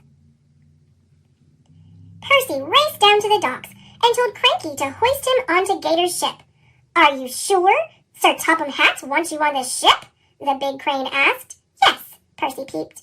"I'm going to work far away, like Gator." Percy was loaded onto the deck of the ship. It wasn't long before Gator was lowered next to him. "I'm going to work in a faraway land," Percy puffed. "I'll show everyone how brave I can be." Gator thought for a moment. "But running away from your problems is not very brave, Percy." Thomas chugged across Sodor, looking for Percy. But when he heard a distant ship blow its horn, a terrible thought flew into his funnel. "Oh no!" Thomas peeped. "I know where Percy is going!" Gator's ship was just leaving when Thomas reached the docks. "Cranky!" he whistled. "You have to stop that ship! It's an emergency!" Cranky swung his hook and caught the ship's rail. His heavy chain rattled and strained as the great boat tried to pull away. The force was too great for Cranky. He started to tip over. Creak! Workmen on the ship tried to knock the hook loose with sledgehammers. Luckily, the captain was able to stop the ship before Cranky was pulled off the docks. "Percy! Come down!" Thomas whistled. "You can't leave! I'm sorry I didn't believe you!" Gator peered over the railing of the ship. "Percy's not here." "Percy!" Cranky groaned. "I unloaded him half an hour ago." Thomas could think of only one other place where Percy might go. Night was falling as Percy quietly rolled through the clay pits. He stopped when he reached the warning signs. "If I can find the footprints, it will prove the monster is real," he thought. "Then everyone will know how brave I am." At that moment, James rolled up. He started to apologize, but Percy interrupted him. "I'm braver than you'll ever be," Percy puffed. James didn't like Percy's attitude. "If you're so brave, why have you stopped at the danger signs?" "Being brave doesn't mean not being careful," Percy peeped. "That's just what I thought a scaredy engine would say," puffed James as he pushed past Percy and the signs. He rolled into the narrow gorge. The cliff walls were still drippy and loose from the landslide. "Oh, monster!" James called. Come out wherever you are!" Suddenly, James saw something in the moonlight. It had claws and teeth. "The monster!" wheezed James. He tried to back up, but the walls began to rumble and tumble. "It's another landslide!" Percy peeped. "You have to go forward, James!" The little green engine raced ahead to push James out of the way. Rocks hit Percy, and mud slid into his cab, and the big monster landed right in front of him. That was when Percy made a discovery. It wasn't a monster. It was some sort of rock. The next day, Percy went to the steamworks for a good cleaning. He had lots of mud in his funnel and gears. While he was there, James and Thomas visited and apologized. "I hope we're still friends," Thomas peeped. "Of course we are," Percy replied. "We all are." All three engines wheezed and whistled with joy. That afternoon, Thomas carried a group of scientists to the clay pits. They were amazed by what Percy had found in the mud. "It's a dinosaur fossil," one scientist explained to Thomas. "Fossils are what we call bones that have been in the ground for millions of years." "So the monster was really a dinosaur from a long, long time ago," Thomas peeped in amazement. He couldn't wait to tell Percy. Soon, the fossils were put on display in the Knapford town square. Excited families and curious engines came from all over the island of Sodor to see them. "A perfect specimen of a megalosaurus," the Earl of Sodor exclaimed. "How marvelous!" Sir Topham Hatt addressed the crowd. "Today was made possible by a very special engine. Percy is not only a really useful fossil hunter, but also one of the bravest engines on Sodor." The people clapped and cheered, and the engines blew their whistles, but Percy was nowhere to be seen. Percy was at Brendam Docks, saying goodbye to Gator. Gator's ship was ready to depart again. As it steamed into the distance, Thomas and James pulled up alongside Percy. "I guess you have to be brave to say goodbye to someone too," Percy peeped. Did Gator say that? Thomas asked. No, but he did say something else wise, Percy puffed, and his two friends rolled in closer to hear. He said not to let James near any ponds or fish again. Even James thought that was a funny joke. The three friends giggled and whistled with joy. In the early 1940s, a loving father crafted a small blue wooden engine for his son, Christopher.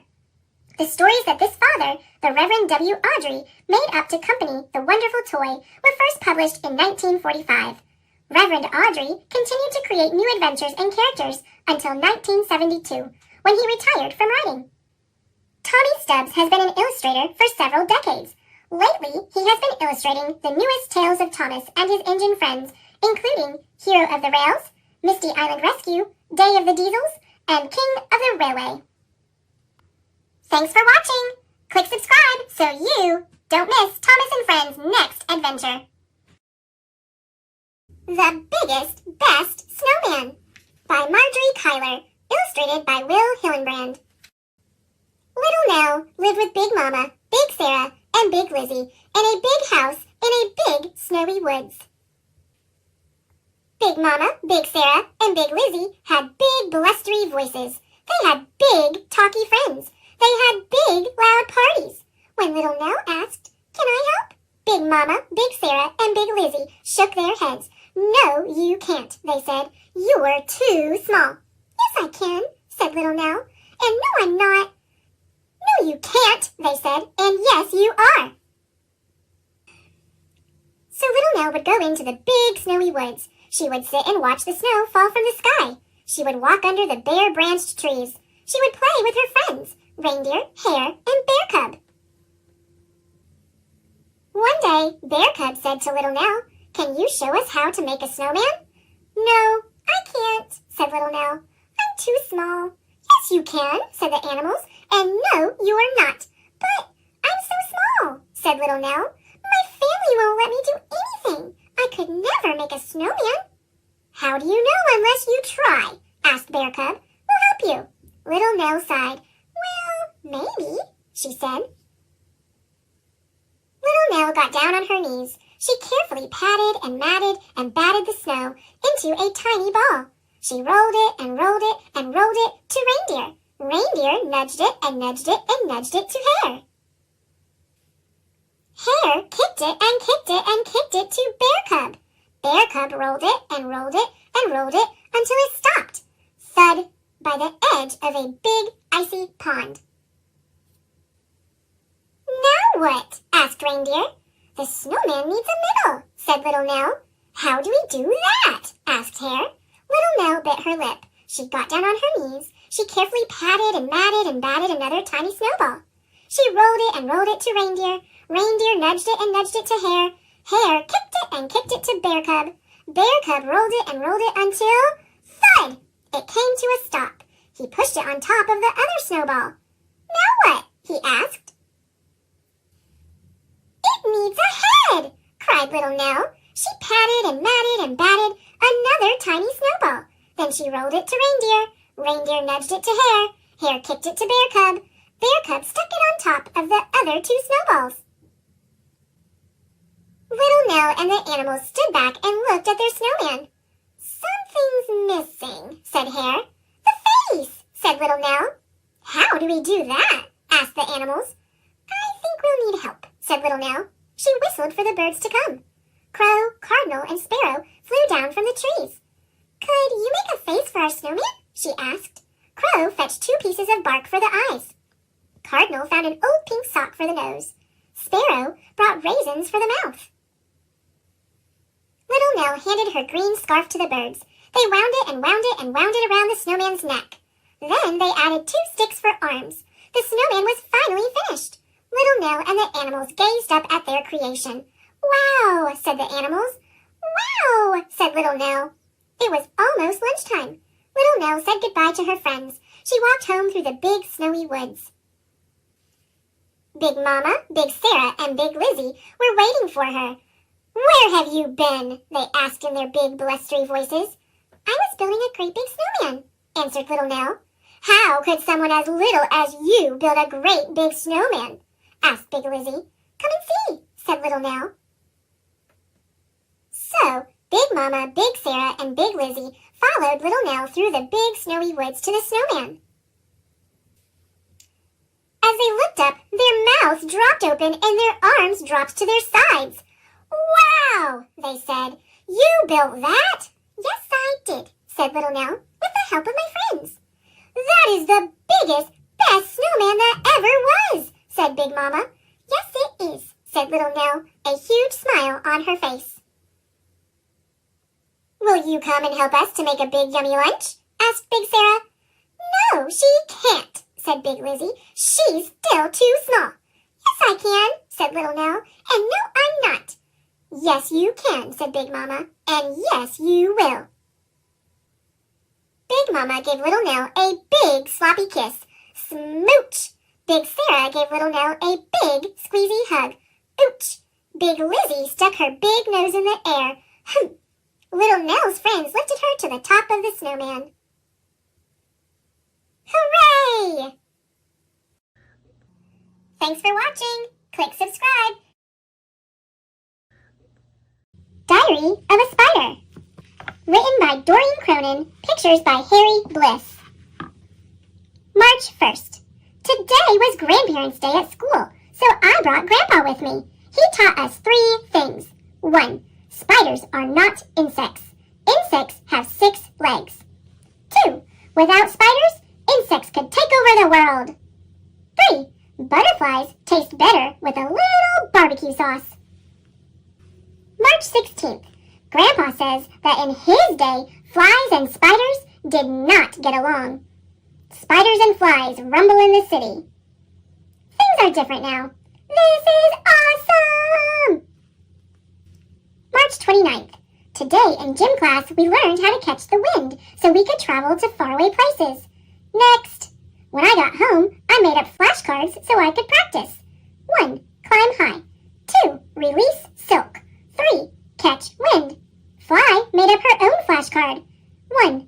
Fly. I'm starting to see why Grandpa doesn't like her. April 1st. Went to the park with my sister today. We tried the seesaw. It didn't work. We tried the tire swing. It didn't work. We spun a huge sticky web on the water fountain. That worked! Eek! April 12th. Today was safety day at school. We learned that vacuums eat spiderwebs and are very, very dangerous. If we hear a vacuum, we should stop, drop, and run. Stop what we're doing, drop from the web, run like crazy. April 13th. We had a vacuum drill today. I stopped what I was doing, forgot where I was going, and ran screaming from the room. Help! We're having another drill tomorrow. April 17th. I'm sleeping over at Worm's house tonight. I hope they don't have leaves and rotten tomatoes for dinner again. More leaves, Spider? May 7th. Mom said I was getting too big for my own skin, so I molted. That is so gross. May 8th. Today was show and tell, so I brought in my old skin. My teacher called on it to lead the Pledge of Allegiance. You there? Why don't you get us started? June 5th. Daddy Longlegs made fun of Fly because she eats with her feet. Now she won't come out of her treehouse. I'm going to find him and give him a piece of my mind. June 6th. I found Daddy Longlegs. He's a lot bigger than I thought he was. I gave him a piece of my lunch instead. June 7th. Fly's treehouse blew away in the wind today. So did Grandpa. June 18th. I got a postcard from Grandpa today. Dear Spider, ooh la la, I landed in Paris. French bugs are delicious. Au revoir, Grandpa. Leg of French gnat. Give it a try. June 30th. Grandpa came home today. I couldn't wait to hear about how he rode the winds all the way over the ocean. Turns out he caught a breeze to the airport and napped in first class. July 2nd. Fly came over to play today. She got stuck in our web, and her mom had to come get her. Grandpa laughed a little too hard. From now on, we have to play at Fly's house. July 9th. Today was my birthday. Grandpa decided I was old enough to know the secret to a long, happy life. Never fall asleep in a shoe. July 16th. Things I scare. 1. Fly's mom. It wasn't his fault out, Mom. 2. Tiny bugs. 3. People using water fountains at the park. July 17th. Things that scare me. 1. Daddy longlegs. 2. Vacuums. 3. People with big feet. August 1st. I wish that people wouldn't judge all the spiders based on the few spiders that bite. I know if we took the time to get to know each other, we would get along just fine, just like me and Fly. Dad made me this. Worm found this. My best friends. My first molted skin. Extended family reunion. I made this slingshot. Thanks for watching. Click subscribe. King of the Railway, the Lost Crown of Sodor. It was a busy day at Brendam Docks. Thomas and Percy were shunting trucks. One of the trucks bashed into Percy's buffer and tipped over. A crate fell out and split open. Look, peeped Percy. It's a metal man, a robot. Silly, Cranky grumbled. It's a suit of armor, like a knight used to wear. Cranky's right, said Sir Topham Hatt. In the old days, the island of Sodor was ruled by kings. The most beloved was King Godred. He lived in Ulfstead Castle and wore a golden crown. The crown disappeared long ago. Sir Topham Hatt said that the ruins of Ulfstead Castle could be seen on the Earl of Sodor's estate. The next morning, Thomas delivered a crate to the Earl's estate. There he met Millie, the Earl's narrow-gauge engine. If only I had King Godred's golden crown, the Earl said sadly. Over the next few days, Thomas, James, and Percy made many deliveries to the Earl's estate. Thomas saw his friend, Jack the Digger, there. I'm helping the Earl restore Ulfstead Castle, Jack puffed. So that's his plan, whistled Thomas. When Thomas, Percy, and James were shunting containers, Thomas saw a flatbed holding a very large crate. The Earl said it was a special delivery for the steamworks. He climbed into Thomas's cab, and the three friends pulled the crate to the steamworks. When they got there, a gantry crane lifted the crate to reveal an old engine named Stephen. His wood was worn, and he had rust holes in his boiler. He hadn't run in years. Surprise! The old engine peeped. Victor said that he'd have Stephen fixed up in no time. The Earl told Thomas he had a special job for Stephen, but it's best not to say anything. I won't say a word, said Thomas. I promise. Victor worked quickly. Soon Stephen was good as new. You look really useful again, Thomas peeped. Stephen had told the engines about his early days. I worked so fast, they called me the Rocket, he said. But what job would he do now? As the others rolled away to work, Thomas saw that Stephen looked sad. So Thomas broke his promise and told Stephen that the Earl had a special job for him. Stephen was very excited. Thomas, James, and Percy steamed to the Earl's estate. Inside the castle walls, they were amazed to see a giant platform on rails. The Earl called it the Traveler. You three will move the Traveler into place for the men. You must be careful to keep the platform stable. Meanwhile, Stephen wanted to know about his special job, so he rolled off to Brendam Docks. There's no work here for an old engine like you, Cranky said. Next, Stephen went to Blue Mountain Quarry. We can always use help, Luke peeped, but the trucks Stephen tried to pull were too heavy. He steamed and strained, but they wouldn't move. When I worked in a mine, the trucks weren't this heavy, said Stephen. Are there any mines around here? Scarlilly told him there was an old mine near the castle ruins.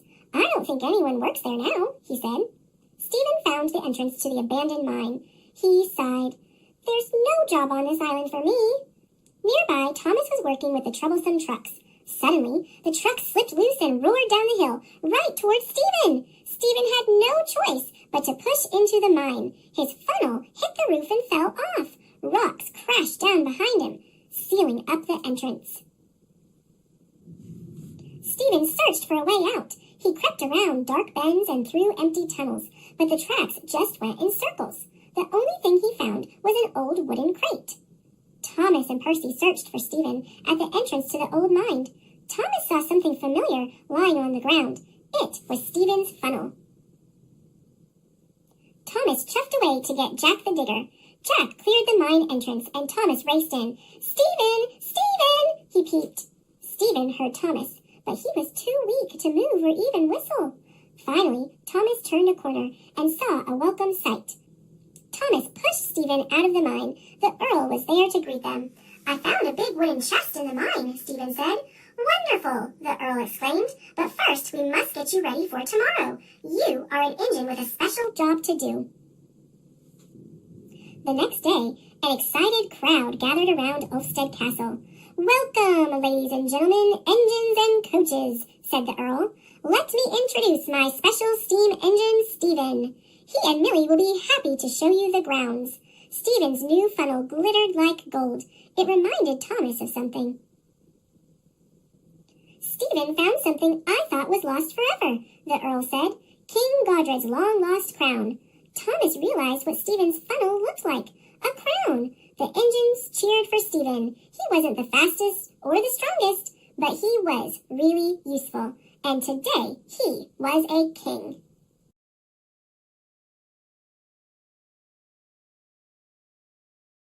Thanks for watching. Click subscribe. Thomas and Friends, The Lost Ship. Based on the Railway series by the Reverend W. Audrey. Illustrated by Richard Courtney. The sun comes up. Time for work. But Thomas does not want to work. He wants to race. Look out, Thomas! Crash! Down, down, down he falls. Thomas lands next to a lost pirate ship. Thomas meets Sailor John and his boat Skiff. They are looking for treasure. The sailor has a map. X marks the spot. They look and look. They do not find it. Marion finds the treasure. It will go in a museum. The sailor is angry. He steals the chest that night. Skiff and Thomas try to stop him. The chest is heavy. Skiff starts to sink. The sailor has to let the treasure go. Splash! Down, down, down it falls. The police take Sailor John away. The treasure is lost, but not for long. Divers haul it up from the deep. The treasure finds a new home. Skiff finds a new job. Skiff's Railboat Harbor Tours. Thomas is as happy as can be.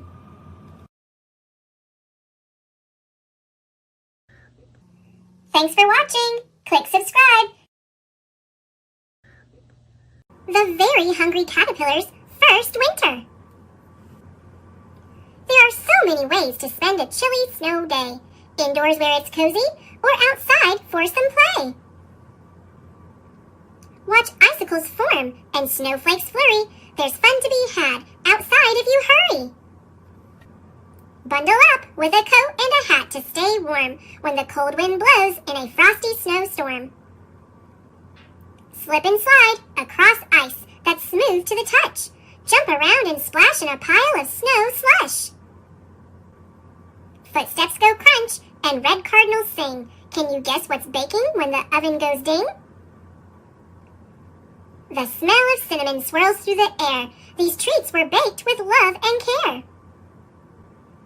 There are warm sugar cookies with sprinkles for munching, and sweet hot chocolate for when they need dunking. That snack was tasty, but it's time to go. Back outside to play in the snow. Snowballs fly and snowmen stand tall. Winter is a season that's so fun for all.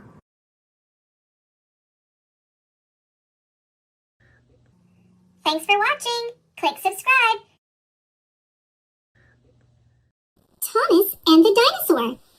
Illustrated by Tom Lapadula. Created by Britt Allcroft. One day, Percy rushed into the shed. "I saw a monster in the forest," he said.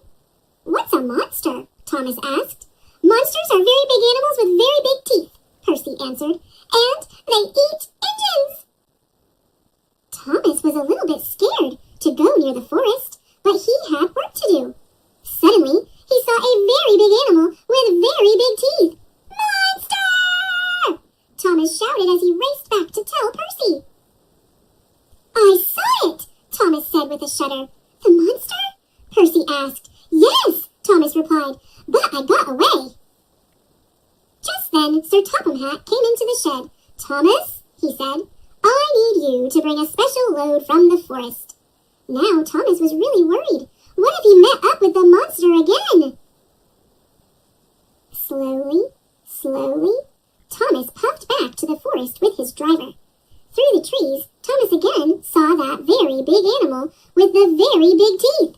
Monster! He shouted to his driver. That's not a monster, the driver said. That's just a model of a dinosaur. What's a dinosaur? Thomas asked him. Dinosaurs were animals that lived a long time ago, the driver explained. This is a model for Sodor's new dinosaur park. Thomas chugged a little closer and saw that his driver was right. Soon, Harold the helicopter arrived to lift the dinosaur. Then some workers guided Harold as he carefully lowered the model onto Thomas's flatbed. Percy was puffing along the line when Thomas passed by. Monster! Percy shouted when he saw the dinosaur. Don't worry, Percy, Thomas said to his friend. This is not a monster at all. This is a dinosaur model for the new dinosaur park. Thomas was very proud to be carrying the dinosaur model. He rolled past the schoolyard with the dinosaur, and the children waved with excitement. Beep, beep, Thomas called. Finally, Thomas reached the dinosaur park. Sir Topham Hatt met him there. Good work, Thomas, Sir Hat said. You've been very useful today. The dinosaur was placed in a spot where everyone could see it, from inside the park and out. And every time he passed by, Thomas smiled and gave a special beep beep.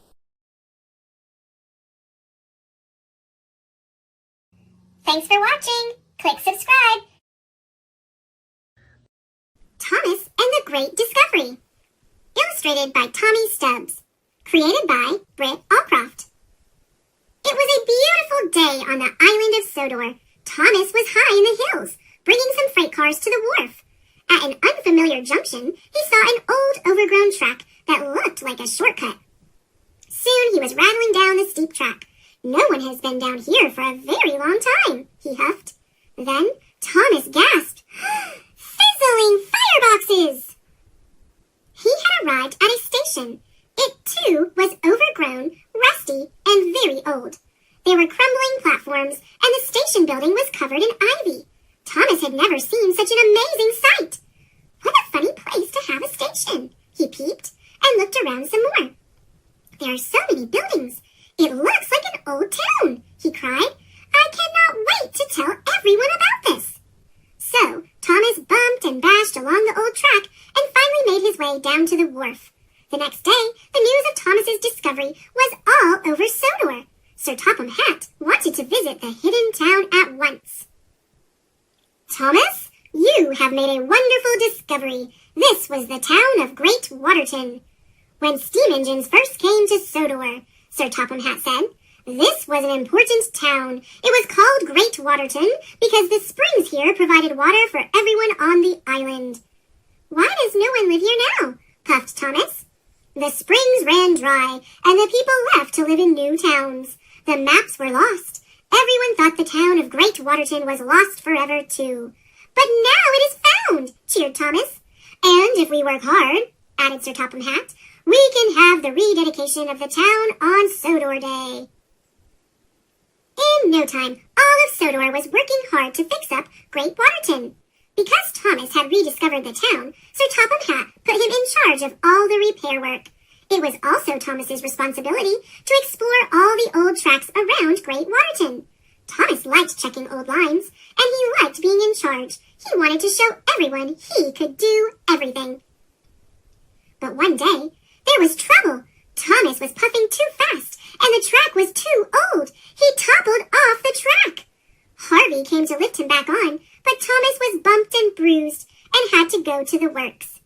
While Thomas was at the works, a friendly new engine named Stanley was put in charge of the work at Great Waterton. When Thomas was as good as new, he hurried back to Great Waterton. A lot had changed. Sir Topham Hatt met Thomas. Stanley has done a good job, so I have decided that Stanley will stay in charge, and you will help him. Thomas's funnel flattened. He had lost the most important job of all. The next day, Stanley asked Thomas to shunt some freight cars. Thomas was very good at shunting freight cars, and he really liked doing it, but he didn't like Stanley telling him what to do. Still, he wanted to show how really useful he was, so he shunted freight cars all over Great Waterton. Then he remembered seeing an old freight car stuck in front of the abandoned Morgan's mine. I'll bring that last one in, and Sir Topham Hatt will give me my old job back. Thomas smiled. At last, Thomas found the old freight car, and he buffered up. But he biffed the car too hard. It rolled forward and disappeared into the mine. Cinders and ashes! Exclaimed Thomas. Where did it go? He moved ahead and peered inside. I must finish the job, he huffed. I'll soon find that freight car. And Thomas puffed into the mine. It was very dark. Thomas was happy he had a bright lamp. He looked ahead and saw the freight car rolling away down a slope. Then it disappeared around a bend. Bust my buffers, puffed Thomas. I'd better go after it. Thomas whizzed down the steep slope. Whee! He whistled, and whoa! He cried. It was scary, but it was also very exciting.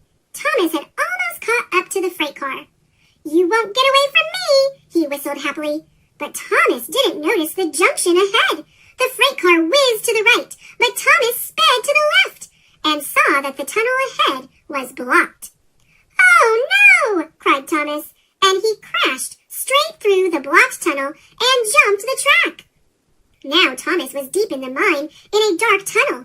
To top it all off, his fire had gone out. His boiler would soon grow cold, and there was no one around to hear his whistle. The next morning, Stanley and the other engines arrived for work. Where's Thomas? Stanley asked. The engines looked around. Thomas wasn't there. Thomas was missing.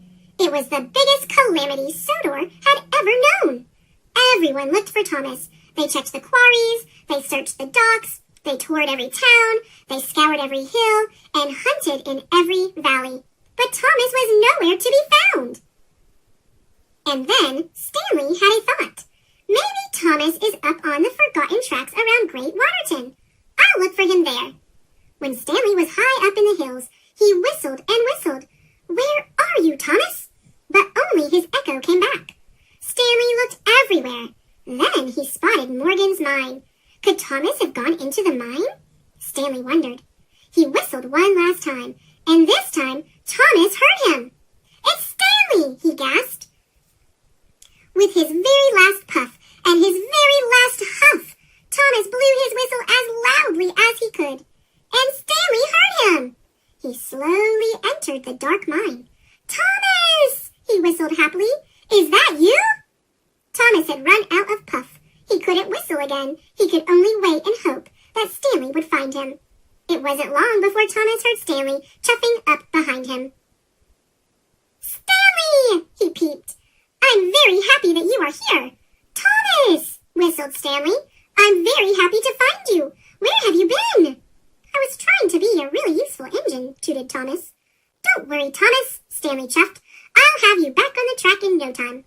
Soon, Stanley was coupled up to Thomas. He pulled and tugged. Thomas was heavy, but Stanley didn't give up. I can do it, Stanley wheezed, and with a mighty heave, he pulled his friend back onto the track. Hooray, tooted Thomas. Then there was a very loud crack. The valve in Stanley's boiler had burst. Stanley was a strong engine, but pulling Thomas had been too much. Now Stanley couldn't move. Don't worry, whistled Thomas. It's my turn to help you. With your pull, I can push you home. Stanley smiled. In no time at all, Thomas's boiler was bubbling and his steam was wheeshing. Thomas found an open siding, got behind Stanley, and started to push. Here we go, Stanley, Thomas huffed happily. Stanley smiled back, and puff by puff, Thomas pushed Stanley up and out of the mine. The old tracks rattled and creaked, but Thomas didn't mind.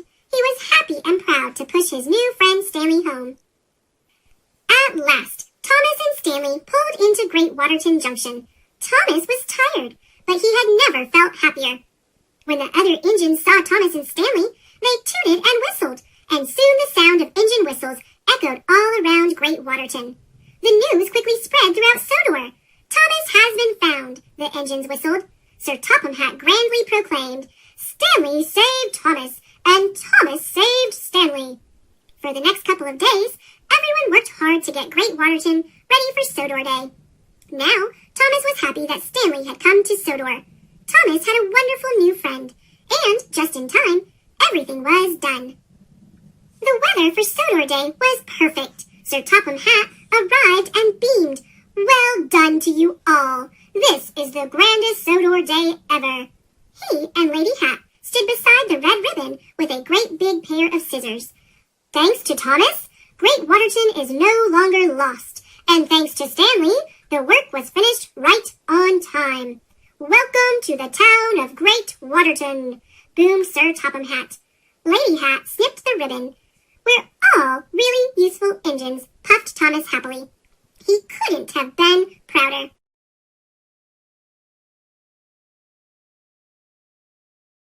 Thanks for watching. Click subscribe. Thomas and Friends, Big World, Big Adventures, the movie. Thomas in Africa. Based on the original script by Andrew Brenner, adapted by Jeff Smith, illustrated by Tommy Stubbs. One sunny day on the island of Sodor, Thomas the Tank Engine met a race car named Ace. He was in a round-the-world rally, speeding through 5 continents. "That's so exciting!" Thomas peeped. "I've always wanted to see the world." "You should do it," replied Ace. "You could be the first railway engine to go all the way around the world." The next day, Thomas and Ace set sail for the first continent, Africa.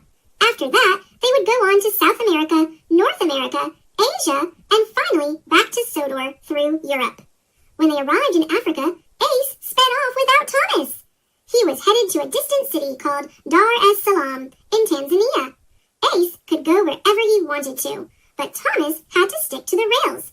A yard manager gave Thomas lots of trucks to be delivered to the faraway city. The little engine set off all by himself. As Thomas passed through the stations, he was given more cars to pull. It was hard work. The hills were big. Luckily, Thomas met an engine named Nia, who offered to help. "2 engines are much better than 1, she peeped. Thomas replied that he didn't need help. But Thomas did need help. The cars were too heavy for him to pull alone. Nia didn't go away. She stayed with Thomas and helped him with his heavy cars. And when a giant elephant blocked the tracks, she and the trucks sang a lullaby. The elephant wandered off to nap beneath a tree. Nia stayed with Thomas all the way to Dar es Salaam. "Okay, everybody," Thomas peeped. "Please keep your eyes open for my friend Ace." Kwaku, a giant engine friend of Nia's, said he'd seen a group of race cars, but they're all gone now. "Ace must have left without me again," said Thomas. Nia said. "He doesn't sound like a very good friend."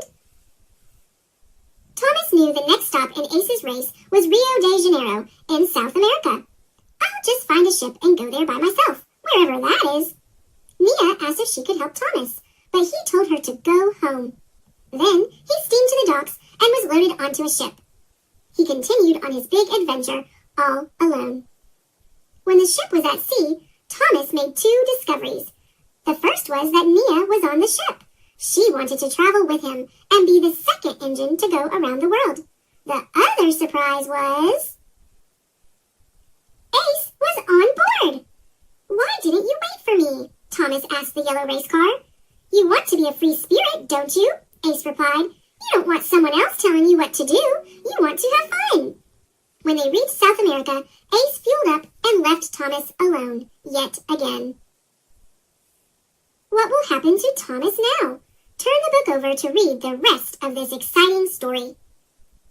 Thomas and Friends, Big World, Big Adventures, the movie, Friends Around the World. Based on the original script by Andrew Brenner, adapted by Jeff Smith, illustrated by Tommy Stubbs. Thomas had to find a way to follow Ace across South America to the next rally in North America. Luckily, a railway worker needed Thomas to carry coffee all the way to San Francisco in the United States. "We can take this coffee together," Nia said. The engine steamed through the rainforest, pulling the heavy load. On the way, they found Ace. He had had an accident, so they loaded him up and gave him a ride. They continued on their journey. Then there was trouble. Thomas ran out of water, but clever Nia thought to use the forest's giant leaves to collect rainwater for his tank. Nia had saved the day. When they reached North America, Ace didn't want to go to San Francisco. He wanted Thomas to take him to the salt flats in Utah so he could get repaired and meet the other racers. Ace convinced Thomas to play a trick on Nia, and they sped off without her. Ace told Thomas to go faster and faster as they raced across the western lands. "Don't slow down, mate! Let yourself go!" Thomas went so fast he came off the track. Luckily, an old mining engine called Bo, a cowgirl, and some cowboys got him back on the rails. As everyone worked together to help, Thomas realized he'd done a terrible thing to Nia. "We should have stayed with her," he peeped. "It wasn't nice to play a trick on her." At the salt flats, Ace met up with the other racers, but Thomas didn't continue the race. He wanted to deliver his coffee and find Nia to apologize. He steamed on to San Francisco with his load. Unfortunately, Nia was nowhere to be found. Thomas hoped he could find her at the next stop across the Pacific Ocean in China. Thomas did find Nia on a snowy mountain in China. "I'm sorry. I wish I hadn't upset you. Can we still be friends?" he peeped. But before Nia could respond, an avalanche sent snow tumbling toward the engines. It blocked the way and sent Nia sliding off the track. Thomas was too small to pull her back onto the rails by himself. Just then, a Chinese engine named Yang Bao came crashing through the snow. He had a big plow to clear the way and was strong enough to pull both engines to safety. "Good thing I came along when I did," Yang Bao said with a laugh. Thomas and Nia thanked Yang Bao for his help. "I'm just glad you're bigger and stronger than me," peeped Thomas. "We're bigger and stronger, too, when we work together," said Nia. "So, where are you going now?" asked Yang Bao. "Continent number 5, Europe," chorused Thomas and Nia. Thomas and Nia made one more long journey, all the way through Europe to the island of Sodor. "This is my friend Nia," Thomas peeped as he introduced her to Emily, Percy, James, Henry, Edward, and Gordon. His friends steamed with happiness to see the two engines who had traveled around the world together.